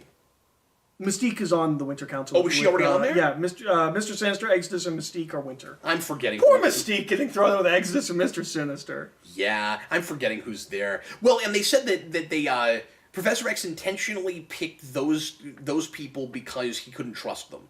Yeah, so he which I guess makes sense. To the ones he doesn't really trust. Mystique. You can't trust Mystique. No. And Mystique is also kind of responsible for Sabretooth. So there's that. She told him no in that opening scene. She didn't have to bring him. She could have picked somebody else. That's true. Well, she could have brought Wolverine. Why'd she bring him? That's true. That was dumb. The only reason he's there is because they want to show us the last remnants of the Brotherhood. That's the only reason they're there. Mm-hmm. It's Toad, and it's like that's the only reason it's those three. Yeah, and I don't ever care about like, Toad. There's no reason she'd pick Rogue. Like, I was thinking she doesn't care about Rogue. Yeah. I'm trying to think of women she associates with, and there's not a lot. There's not a lot. So I don't immediately know one. The other one's Sebastian Shaw. So, like, I'm thinking maybe one of the... It would need to be somebody evil. Somebody from the Hellfire Club. Yeah. Or someone who has been evil. I also don't know where Emma is right now. Yeah. I don't know where she's been for the past 5 years. I don't know if she's kind of gone back to being bad, because she's in the Hellfire Club. But I also feel like if he's making that big of a deal out of that scene... It's got to be something big. It's got to be somebody that will surprise us. Just some big deal character. Mm-hmm. And I can't think of any, like, who that would be. I don't know. It couldn't be... Who's the... I always forget her name. Who's the chick that looks like Professor Xavier, who was in the Morrison run? Oh, Cassandra Nova.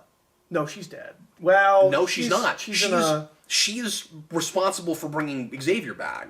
She's involved in all that. Oh. And that's why I'm wondering if it's possible it's her. Oh, I don't know. But I don't know what she does after that, and I don't know if she's alive after that, because I didn't finish that book. But she's in all that. Like, okay. She's talking to Xavier in, like, the Netherworld or whatever. Because she doesn't have a body. Yeah, that makes sense. Okay, I don't know.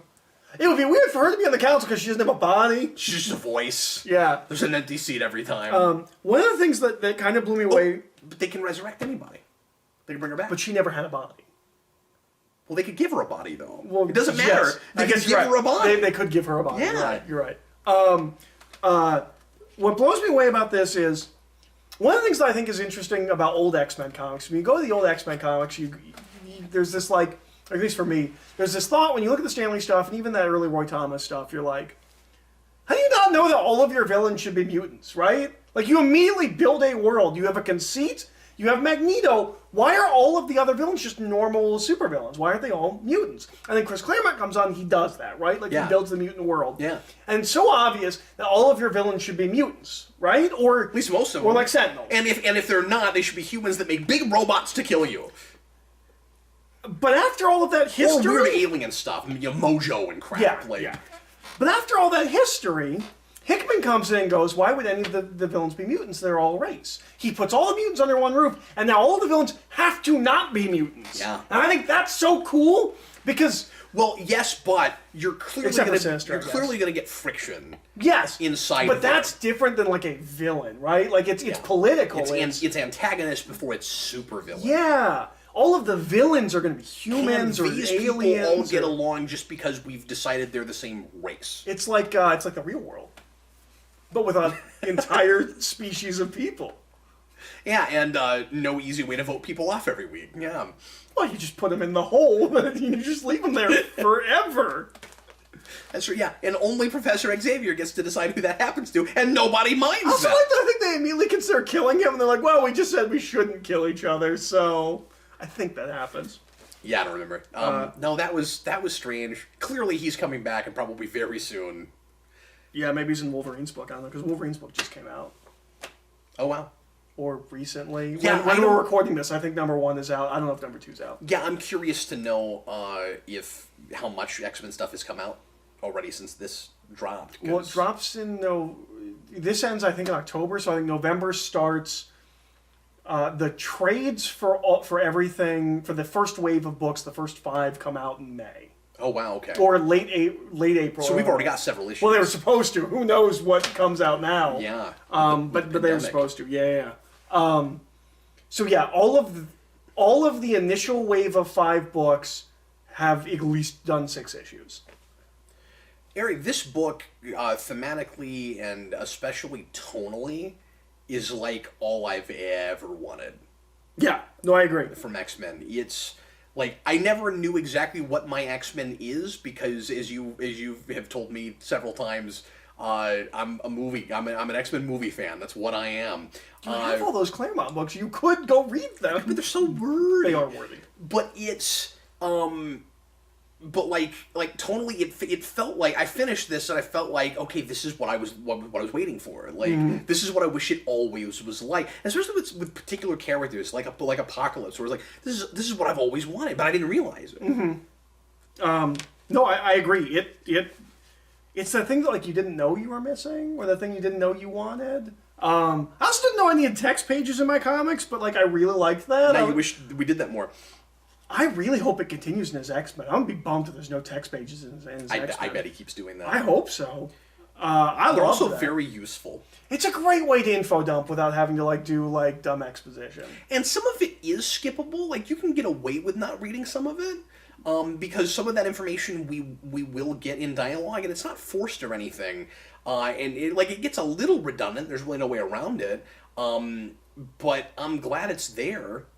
Well, and there's stuff where Some like that I think you do have to read. Well, there's stuff that we're out where like you could kind of skip it, but like there's like a thematic thing, like the fact that the people in 1,000 years, the people that are coming to assimilate the humans are things that are working for the Phalanx. But don't know that they're working for the Phalanx, but they're essentially making you part of the Phalanx. Yeah. You don't need to know that, but I feel like I got more out of that scene knowing that. Because they're just a cog in a machine. I wouldn't know what I was looking at without that. Yeah, or you just think they're like a big... the Borg, right? Like you just... which is kind of what the Phalanx they are, kind of but are they're the Borg. scarier. Yeah, they are. But, yeah. No, like, I just... No, they even call it assimilation. I mean, they are like the Borg, but they came first, so... No, the Borg come first. Phalanx is 90s. No, the Phalanx goes back before that. I thought the Phalanx was like early 80s. I don't think so, but I could be wrong. I'm going to look this up now. I know Phalanx Covenant is in the 90s. Maybe the Phalanx predate that, but I thought that was their introduction. Was an early 80s thing. You might be right. But I'm going to check that out. But your point stands. The Cybermen do predate the Borg. The Borg, yes, they do. But they're also not exactly the same thing as the Borg. No, but they are now. They Yeah. have become the Borg. Yeah, that is absolutely true. They're actually a very interesting, different concept. But no, and I love the machine thing. I love the evolution of humanity and machines and like. Oh, you're right. 94. Okay. Okay. Well, never mind. Okay, so they. I mean, not only. I mean, they also stole the holodeck. Like yes, they did. Like not only are they probably influenced by the Borg, but they start the same year that TNG ends. Like yeah, but yeah, and I've never cared about the Phalanx like at all. They're really interesting. They're fascinating, and you know that's going to come into play. I did, but just because like I read more things with Nimrod. I think his name's funny. It is. I like that he's pink. And I like that we play it straight where nobody makes fun of Nimrod. Like, they don't make fun of his name, they don't make fun of his... Well, in-universe you wouldn't because you know he's the ultimate mutant slaughter machine. Horrifying. Yeah, like he is the end game of Sentinel development. In fact, I thought those guys... He also has some kind of biblical root. There's those 2 guys that he murders just because they're bored. And there's that one that's like, yeah, why don't you just keep talking to yourself? And then Nimrod's like, well, screw you, and he kills them both. Like the other guy, he's like, are you also bored? And he's like, no, I'm good. And then he just murders them both. I'm like, that guy was an idiot. Why on earth standing in front of friggin' Nimrod, like the most powerful mechanical being, would you say that? And he keeps going and he evolves beyond that, and that's interesting. Maybe he thought he could hear like libraries. He just rolls his eyes at Nimrod. And the collection of data, and like you don't realize that the libraries are actually like mutant minds, because they're talking about the libraries of the entire thing. It's not until you get to the point where where Professor Xavier says he has libraries of all of the minds. See, one of the reasons that even with the futures, being wiped out and they're not going to necessarily look the way they do, that makes it feel like they still happen is because of stuff in present day that is still setting up those potential futures. Mm-hmm. So, it all feels relevant. Like it's not random. For a minute, you can't tell why it matters. But we're told that this is in one of those text we will pages. get Sinister cloning facilities on Mars, right? Absolutely, that will happen. And also the mother mold. I almost said mother box. The mother mold, if it's left unchecked, becomes Nimrod. Did you think? Do you remember that? Yes. Did you think that... Do you remember that part where that guy's like, yeah, let's turn her on. She'll probably be sane. There's like a 90% chance that she's sane or something and then like that. She's not. Did you think that when she came online, she was horrifying? Horrifying. Like, just... that speech is amazing. Yeah. Like, real bone-chilling. Like, I didn't know. Like, I'm not usually afraid of robots. Like, terrifying. No, she comes online and she's like, you have created me. I am one of your children, and I must kill my parents and the ones that I was made to destroy. Friggin' and messed they drop up. them into the sun. Just right away. Yep. Like, oh, okay. Well, that's because they were building.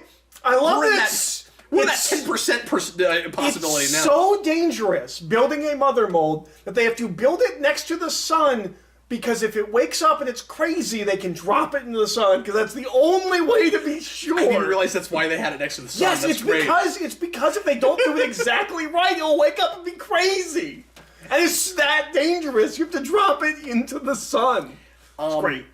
You didn't read this twice, and I applaud you for remembering it as well as you do a week and a half later and only reading it once. I spent a lot of time thinking about it. I feel like I need even... I haven't had anybody to talk to yet until now. I feel like I need even another read. This is such dense, complex, mind-boggling material. I think everybody should look at this, but I also think everybody that likes this should read it a second time. And I feel like there is a third layer. I could be wrong, but I feel like there's a third... pie? Well, no. Okay, it's not the same as the first as the first layer. I think there is a third layer that this will read even differently when Hickman's run is done. I bet so. I bet you there are things in this that we're not even picking up on. Of course. No, I became... I had a religious experience with this on a really real level. You kept texting me and you were like, just wait. No, you have to read it. But I have friends that kind of read comics, have read comics before. I'm you need to go buy this and read it. Just everyone I know that has any interest in science fiction, I'm you need to go read this. I know it's $50 on Amazon. Trust me, you need to go read this book. It's gonna be... You saw the X-Men cartoon. You've got enough. You in the movies, you get it. Just go read this. It's gonna be the new seminal run. It's gonna be the new book we can't get away from. It's the new Morrison, which is what it needed to be. X-Men needed another and Morrison was polarizing. This is probably polarizing. If X-Men gets horrible again, it will still, in different ways, not be able to get away from this. Yes, for at least 10 years. Yes, we spent the decade after Morrison being in the shadow of Morrison. Everything was building on his ideas. This is the same thing. Although Morrison only had a 3-year run. The way Hickman's talking, I feel like he could be here for a while. But I feel like this, and I didn't read all of Morrison, but I feel like this in a different way than Morrison is such a, scene cleanser. Which he doesn't such do. A stage... He just introduces a bunch of new ideas slowly throughout the thing. And so it feels sort of like... With Morrison, it's almost more like the Miller thing with Daredevil, where it's we're in the shadow of it. This doesn't... I don't know how you could be in the shadow of this. I don't know how you unwrite this. This is just what X-Men is now. And Hickman has promised that... There's no shadow. This is just... This is the toy box now. And Hickman has promised that when he's done, he's going to put all the toys back, and he's not going to break anything. I don't know how you do that. And it's not really lame and dumb. I guess Krakoa could fail, but when you're on a 1,000-year timeline, the fate of mutants are at stake. How are you ever not on the 1,000-year timeline where the fate of the mutants are at stake, right? I don't feel like you can go back from this. Now I'm sure. And he could walk away and immediately everyone just burns it all down and everything after him just immediately convoluted, like, nah, it's fine, timelines. Somebody who, for some reason, just really hates that we retroactively made Moira a mutant, and it's like, we gotta retcon that somehow. We gotta make her human again somehow. And that is the biggest gimme of the entire thing, right? Like, that premise that this person who has been in X-Men comics and hasn't really been important this entire time has been the most important person. Like, I like it. I do, too. I really do. But also, I've read things with Moira, and I don't think you have. But the reason, a little bit here and there, but I don't know, call this headcanon or whatever, I don't know how to not read now everything she was in before that as an early timeline. Oh, but it's not another timeline, it's this timeline. I don't want it to be, though. But it is. But even if it is another timeline, she still has all of the knowledge of those previous lives, and she's still playing Maid for the X-Men. No, I'm saying, like, her first timeline. I'm saying her first time around. It would have to be... where she doesn't know that she's a mutant. But we know what happens. She just lives a normal life, and she dies and never knows. And she was never around the mutants at all. Yeah. So it can't be that. Yeah. Okay. I just think it's interesting that she doesn't really work, but I like it a lot, though. It is retconning. There's no way around it. Yeah, but it's such a big, cool idea. The Sinister thing and is not also something retcon. I can ever think of having seen before. Yeah, me neither. I don't know if I've seen, like, Groundhog's Day type things, right? And that's essentially what she has is a lifetime of Groundhog's Day. Yes. So, like, it's not like, I guess it's not the most original thing in the world, but, like, I've also never seen And I don't like that he's calling it reincarnation, because it isn't. Yeah. That's not what reincarnation is. No. But you have to call it something. Yeah, but because he called it that, it took me out, and I was really confused for a minute. Okay. Because I was, too. I also did not know that she... He says reincarnation, and as soon as he says that and she comes back, I'm like, well, wait, how does she meet Xavier again? Oh, wait, she went back in time? Like, I was so lost. Yep. It takes me like a page to process. Yeah, that's the wrong word. That's not the right... That's not the word you're looking for. Yeah. I don't know what else to call it. Like, I get why he called it that. Reconstitution? Yeah. It's not reincarnation. Yep. Reincarnation is time continues to move linearly and your soul goes into another person or animal. That's what reincarnation is. Yeah. Right? Yes. Traditionally, That's what I thought it was. I'm sure that there's an argument for, like, well, definition, it doesn't break the rules, but I don't know. I don't care. You're right. I also had that where I was confused. Pet Cemetery stuck in my head. Yeah. I want to live my life again. But no, it's amazing. Like it's really. It is everything it needed to be and more. Because when the first, like, I don't know what people are talking about. Can I say this real quick? It's an opus unto itself, and he's not done. Yeah, that's amazing. Yeah, absolutely. And like I read like some of his Avengers stuff, and like I want to read again after having read this and wondering if I'll appreciate more. I liked it okay, but like. Yeah, I do too. I think the problem with his Avengers versus this is he didn't come out. His Avengers versus X-Men. Yeah. Is that he didn't come out and go, "This is my mission statement. This is the stakes. This is the game we're playing." He didn't do that with FF either. But FF, I feel like from what I read of it, it was a slower build. Like it just kind of felt like just a good Fantastic Four book until you realized it wasn't. It was like something else. Yeah. Avengers comes out and is doing something big.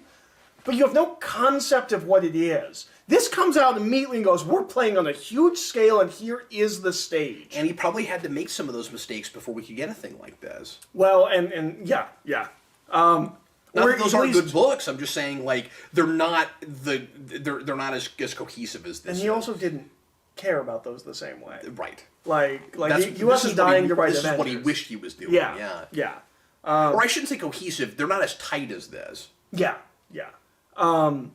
But yeah, this is like this is the time to jump on X-Men. And I feel like if you've seen the 90s cartoon and X-Men Evolution, the movies, like you have a good enough grasp of the X-Men, I think you can jump in here, right? Like there's going to be some stuff that's going to be different from what you know, but like it is the comics. I feel like if you have a general working knowledge of the X-Men and most of their characters, you're fine. There's going to be some characters you're not going to know, but one thing I did notice is they use names a lot. Yes. Which is smart, even if it doesn't feel entirely natural, because it's such a large cast of characters. And there are people here I've never seen before. Yeah.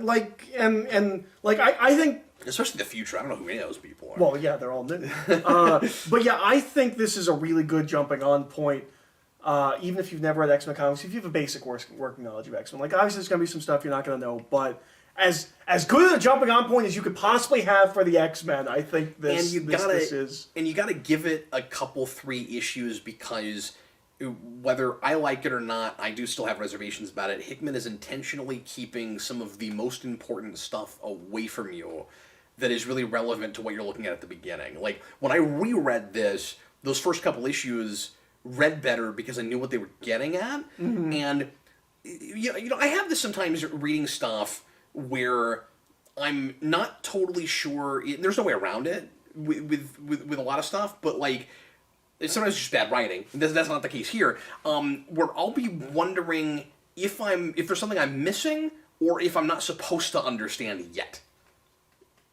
Stephen Moffat is the master at that. Isn't that frustrating sometimes? Yes. Stephen Moffat does that, and it drives me up a wall. Because I start thinking about the craft. It sucks when I talk to another person who looked at the same thing I did, and they understood it, but I didn't. Yes. And then you'll look at it, and then you'll look at another thing, and you'll go, I'm sure I'm supposed to know what this is, and then the reveal happens, and you go, oh, I wasn't supposed to know this time! Mm-hmm. It's frustrating. It is. What were you saying about Moffat? Moffat does it. Moffat is so, I want to say good at it, but I don't know if it's good. Like, I am looking at the craft of his work. Yeah. Where I'm like, okay, so I was supposed to think 2 episodes ago, where did that person run off to? And now you're playing the reveal, I'm supposed to go, oh, you're keeping track of everything. But, like, I'm looking at it as technical writing, and I'm not sure if that actually means it's successful. I didn't have that with this. Like, on a second read, I would probably have that, where I'm like, okay, you're withholding this from me. But I was so engrossed, like, I wasn't really thinking about those kinds of things. Like, I feel like I would have been more engrossed if I'd had some of those details at the beginning. Like, I'm not... I feel like the only reason he doesn't want you to know about the resurrections is so that he can make it a big reveal after people have died. But if I had that at the beginning, mm-hmm. I'm immediately so intrigued by that idea that would draw me in. And it took a couple issues for me to really get into this. That's fair. I said I want to talk about, like, the reactions people had to this book. Yes. So one of the things I think is really interesting what I'm seeing is, how did you feel about all of the mutants in this, like, morally? What do you mean? Like, where did you stand? Like, were you like finally, the mutants are doing what they should have been doing the whole time? Or, like...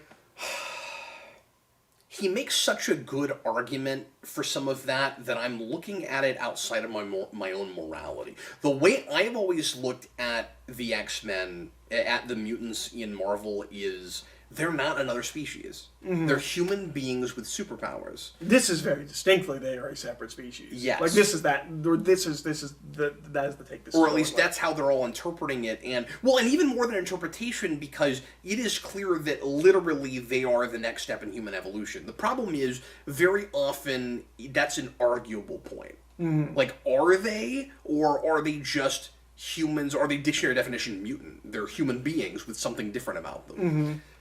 And so I have to kind of adjust to that. And so as I'm reading this, like, Magneto still sounds really scary to me.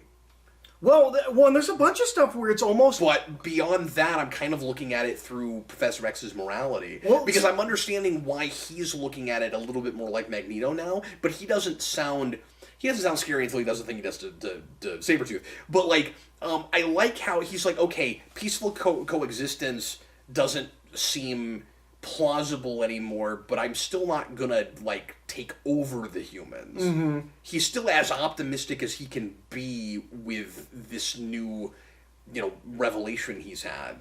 Well, and they're kind of... So did you have moral issues? Yes and no. Okay. So one of the things I think is interesting is the reaction to this is, there were a lot of people that I think have come out not liking this book as like, well, you made the X-Men bad guys. A lot of people are taking this as a very negative thing. Apparently Hickman has gotten attacked on Twitter for promoting isolationism and things like that. Like, almost like this is propaganda. Interesting. And there's some people that think, like, this is what the mutants should have been doing the entire time. And like there's things where, like, so there are things that I think hit weird and feel weird. The big one is the ceremony when they bring people back to life. The almost cultish, like, the... What's that called? The, like, call and reprisal, like, with the crowd. Like, that feels weird. Oh, I forgot about that scene. That is weird. Yeah. It feels cultish. Yeah. So what I thought was interesting... So then the question is Hickman intentionally making it cultish? And we're going to find out this is a bit... Well, and there are hints that this can't last and it must all fall apart. There is a bit in text where we find out in one of the timelines, I can't remember if it's 100 years or where exactly we're told it, that Magneto and Professor X will break up again. We're told that. But that's one of the alternate timelines. Like, maybe they won't break up again. Though. Yeah, yeah. But the... No, my reaction morally, I just thought it was interesting. Where I was like, okay, so we put them all together, and like now morality is like out the window, kind of. Not entirely, but like I'm not thinking in terms of good guys and bad guys. Like it's more like, I guess, like a Game of Thronesy kind of a thing where there's not really good guys and bad guys. Like they're all just people. Like I feel like we leveled the playing field with this, at least in relation to the mutants to other mutants. With the human race, I don't know. It's all very... And so, like, some of that stuff that came off kind of culty... including Professor X, they are looking at themselves more like gods now. And some of that stuff that comes off kind of culty, I was like, well... But all civilizations have traditions and things. And they all must look weird from the outside. And it's like, I'm almost looking at it as, like, starting an entire new civilization. And, like... Yeah. I don't know. I find it fascinating. I don't think it's good. I don't think they're good or bad. I don't think it's good or bad. I think it's... I haven't made a judgment It's call. on such a grand, like, science fiction kind of a scale. Like, I'm viewing it like that and not really as a superhero comic. Like, I'm not thinking about good and bad. I'm just thinking about, like, well, that's interesting. Well, and I don't find myself... massively judging Wakanda for the ways that they're isolationist for a long time. Like, I get why, they stopped being that way, and that was smart, but, initially, I get, right? Like, I'm looking at it more like that. Because the obvious question you always ask, I guess, has to come to Wakanda is like, so you have all this technology that could revolutionize the world, and you didn't share it with anybody? Yeah. I mean, there's also lots of arguments for, which is, essentially colonialism, and the everything else in Africa just got picked clean. Like, why would they just open up borders and be like, yeah, we have all this advanced technology, guys? The irony with this is that it actually, after we finally stopped caring about the Inhumans, makes the X-Men more like Inhumans. It does. It does. Yep. Who also have rituals and things. And a secret society. And they're not secret here, but where they have an isolated society. Yeah. But they're not isolated. That nobody's allowed to go. They are in that nobody's allowed to go there. That's true, but there's a Middle Eastern country that's other like humans that. can't go there. Well, and Krakoa only can let humans go through, but only with a mutant. That's true. It's not like a human being will never see it. I think they can't set foot on Krakoa, but they can go through those portals. Oh, is that all it is? That's what I think it is. Okay, I thought it was just that they weren't going to allow the politicians in because they didn't trust the politicians. I thought Magneto said no man, like no human. I can't remember. Maybe that is what he said. But I don't remember. But yeah, no, it's a really fascinating. Like, I can't wait to read what happens next. Yeah. Like, I can't wait to read like more of Hickman's run. And that's the way in which it's not over yet makes me go, I'm not really ready to make that judgment call. But I also think like because the book's going to have something to say about it. You see what I'm saying? Yeah. Like I want to see what Hickman's take is. Yeah. Like, what does the universe do to them for doing this? Yeah. No, and I'm really interested to see all of that. I'm hoping that the other X books don't suck. I am trying the first wave. Like, I'm trying the first trade for all of the first 5 books. I'm also sure that Hickman will write his stuff in such a way where if the other stuff sucks, it's not affected by it too much. Like, well, he's also doing a thing that I've never seen before. What is he writing? Is he writing 2 books at the same time? He's just writing X-Men. Oh, okay. But here's what's interesting. I haven't even looked into the titles. I don't know what they are except for what you told me. It's X-Men, Excalibur, Fallen Angels, which is weird. Like, that was a miniseries. That was an X-Men miniseries in the 80s. Yeah. Yeah, weird. Marauders, and there's another one. So I'm assuming Angel's starring. X-Force. I'm assuming Angel's starring in Fallen Angels, right? Because he does in that miniseries. No, it's Psylocke. I thought Angel was in that book. No.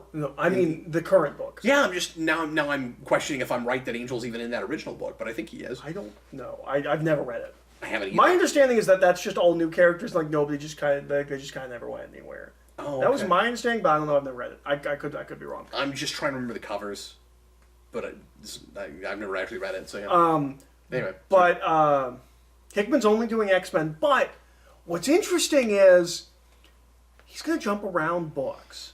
So, and New Mutants. New Mutants is he's going to jump. Okay, he's going to jump around books. So he is co-writing the first arc of New Mutants, and he said he will co-write arcs in other books. So he won't have like a run on it, but like he'll be there to set up things that will be important for later across the line. Okay, that's probably why that guy in that interview that you told me about called him a showrunner, and I still agree with Hickman that it's different. Mm-hmm.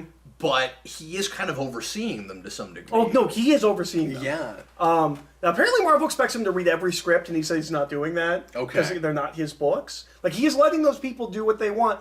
He is overseeing... He is king of the X-books. Wow. He's overseeing everything. It's everything cool goes that he's through going to him. come in and co-write some of each Yeah. of them. That's a cool idea. But it sucks if those books suck and I don't like them, and I have to pick up, like, an arc of it because Hickman's on it, and you know it's going to be important for later. Yeah. Like, it's real easy to just want to buy all of them because... Hopefully we get lucky and they're all good. Yeah. Yeah. But I'm going to try them. I'm going to try the first wave of books. I haven't looked into this at all. Anybody we like? Benjamin Percy's doing X-Force, and I like him all Who's right. that? He wrote I'm sorry, I Rebirth don't Green know. Arrow, Yeah, which that was I good. like. That was good. What I read of it, yeah. I want to say there's another name that I like, but I can't immediately remember. And a couple of more names I don't know. Okay. But yeah, no, it's an interesting group. I feel like I think Jerry Dugan's doing one. And he's like a writer that's like kind of made it, but not really. He's one of those, right? He's like on the cusp Marvel writers. Yeah. I like that guy that's writing Venom, but I think it's just moved over now. Like, I think he's just a big name now. Yes. I agree with that. I think Dugan's kind of right on the cusp of that, but he's doing that.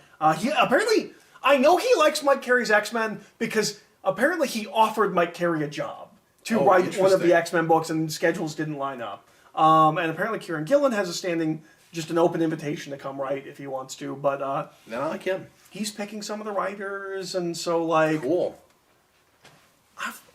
Look at some of the books I'm not super crazy about, but I'm going to try them. I'm at least going to try the first wave. I'm going to try all the first trades. And they're all dropping relatively close to each other. They're also doing something interesting, because the first 6 issues of all of the books are Dawn of X.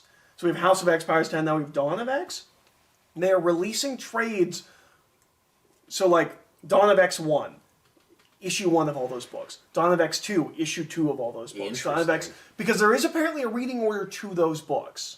So of course there is. Wow. But I don't think that's going past first 6 issues. I don't think that they'll keep doing that. But I've considered trying those. I just don't read that. I don't read well like that. I don't generally. I don't need to sit down and jump back and forth between 6 different teams. That works on a week-to-week and month-to-month basis in a way it doesn't in trade. Like, if you're reading it as it's coming out, you're just naturally reading it that way. That's fine, but I don't want to do it on purpose. No, but I think it's interesting that they did it like that. Or that they're releasing it like that. I've never seen anybody release trades like that, where it's not just like, here's all the new 52 number ones. Like, I've seen that. I've never seen you do it. I've never seen us do it consistently. Me neither. This has got me, like, I know a lot of their stuff is obviously nowhere near close to this quality, but like, I have not been interested in current for like a year, and this has got me kind of anchoring to look at new again. Yeah, I mean, I love this. I'm still liking Spider-Man. I'm 10 issues into Immortal Hulk. I'm like, Matt, there's some good stuff at Marvel right now. Yeah. And it's not all good. You just gotta pick what you know. But no, this is like, I really like what Spencer's doing on Spider-Man. It's not this. It's not this. Yeah. I really liked what Tom King was doing on Batman. It's not this. Although I think he thinks he's writing this. No, this just like knocked my socks off, blew me away. And I only read it because, well, I'd always intended to read it. And like I knew when the trade was coming out, and I didn't immediately prioritize it. But I was listening to a podcast, and part of it was almost spoiled for me. And I was like, okay, if I'm at the point now where things can almost be spoiled for me, I'll go ahead and read it. I'll just read it so I can, because I intentionally went completely black. I didn't want to know anything about it. And I made it without knowing anything. Well, that's lucky. Yeah. Well, except for the one thing everyone said, which was Gold Ball is the most important. He's one of the most but I important didn't know how. Yeah, I didn't either. That was almost a more satisfying revelation because I was waiting for that to happen, and I was like, well, the last thing on Earth I would have thought is that he's necessary to resurrect people from the dead. Yeah. Oh, it's fantastic. Yeah. It's like he's been waiting his whole life to do that with Gold Balls. Yeah. He's like, I have this great idea for what to do with Gold Balls. And you're right, it's funny because he doesn't get one line of dialogue. I don't think. He might have one. Yeah. Isn't it funny to might be like, hi guys, I'm Gold Balls. Isn't it funny to read that and then think back to Ultimate Spider-Man and be like, you used to room with Miles Morales, and now you're bringing people back from the dead. Yep. I also like to think about the fact that, like, early on in Uncanny X-Men, I think it's Uncanny, he's an Uncanny, right? Yeah, because Cyclops is, where he's just, like, shooting them, they're like, because it's specifically stated in Bendis, it's infinite. There's no upper limit to how many Gold Balls he can create. Which are all eggs. Those all could have been people. And he was just shooting them around. And then I'm getting, like, Willy Wonka flashbacks, because you got, like, the golden eggs. Yes, it's very golden eggy. It's hilarious. But yeah, no, this is, like, mind-blowing, like, epic science fiction, like... And that's why we talked about it so long. Everyone should read this. Well, but it's also, like, this was a very difficult discussion to have, because there's so much. So much. Yeah. How do you even organize that? Yeah, but no, this is...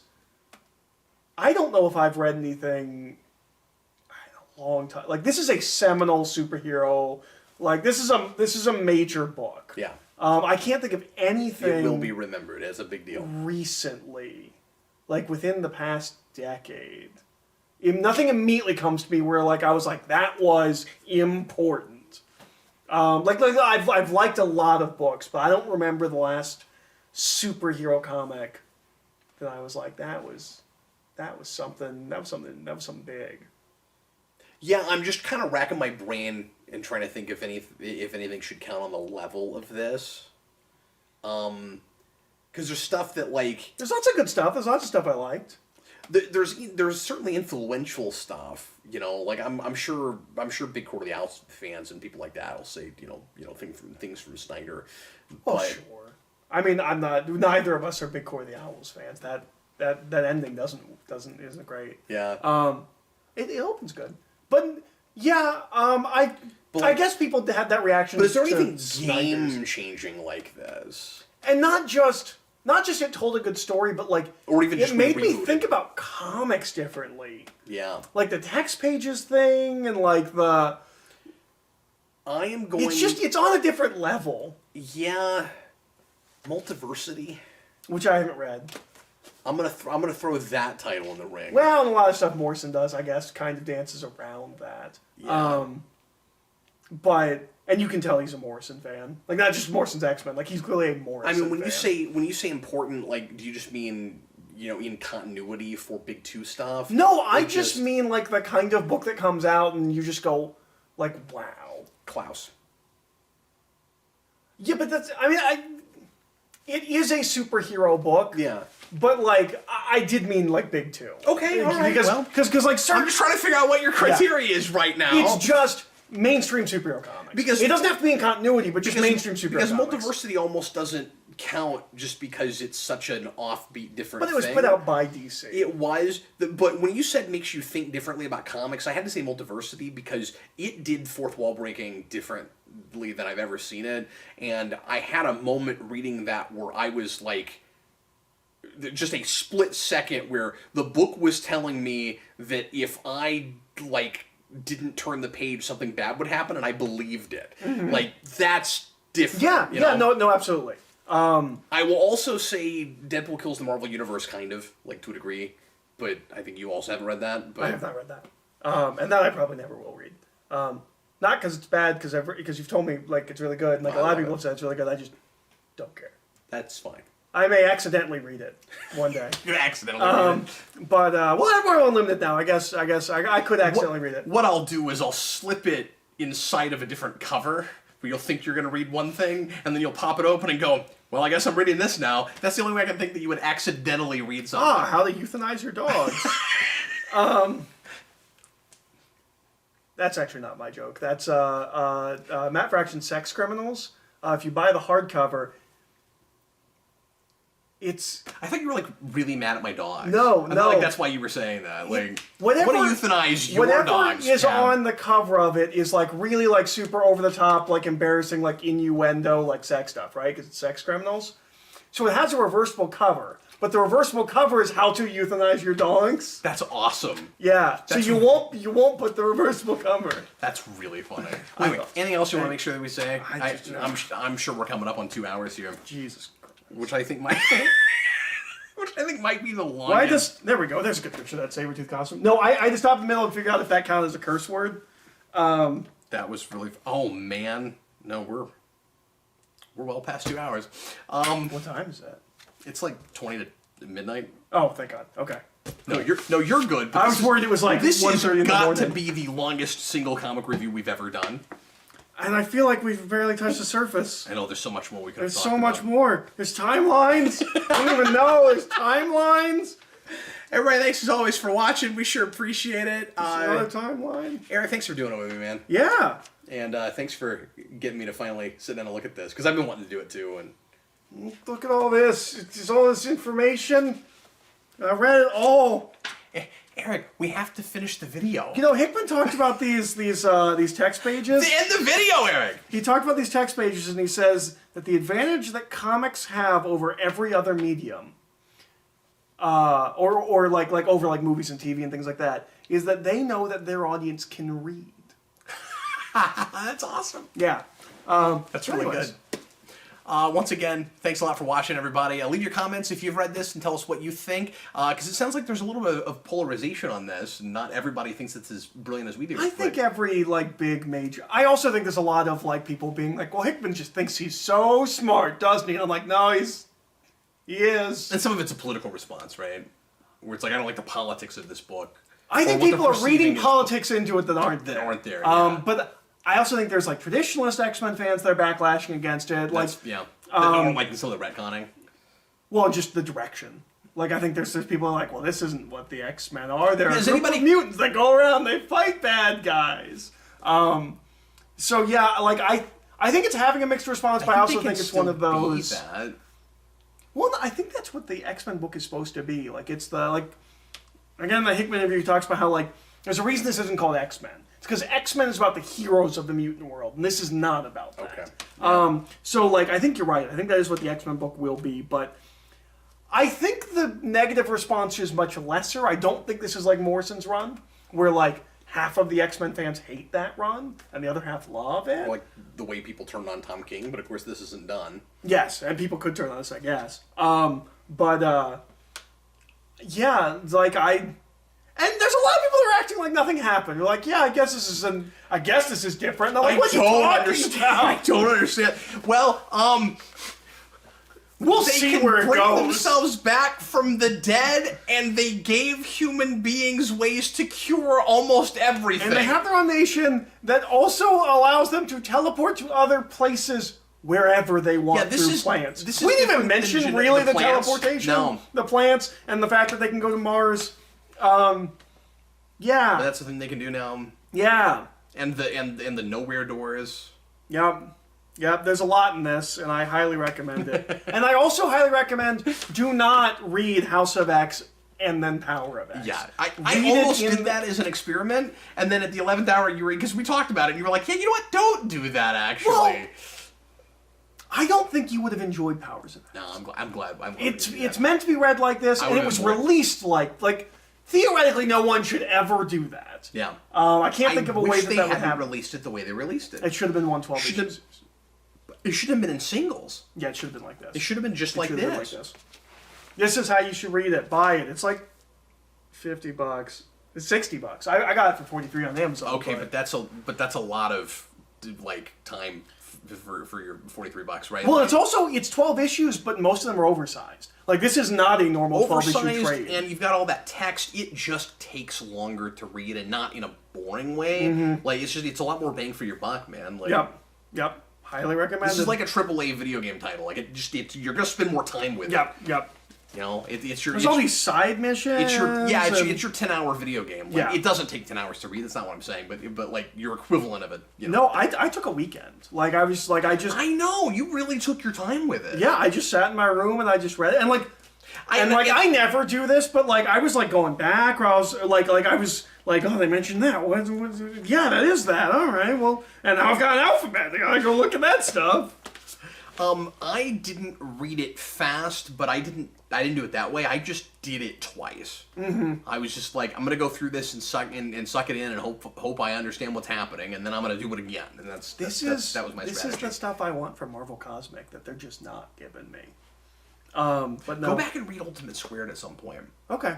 Because I think you might have. I've been thinking about finally actually going to try and go through the Annihilation stuff. I'm excited because I've never actually read that. Yeah, I'm excited to see to see him hopefully tackle Galactus at some point. I really want Galactus to show up in this.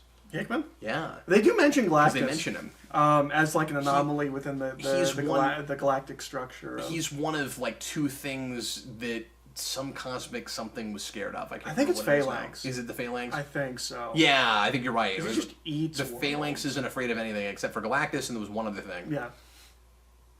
And prejudice. Well, are you good? Can we end the video now? Yeah, I'm good. Let's go. Everybody, thanks a lot for watching. See you again next time. I was Captain Logan. I was Eric. Bye, guys.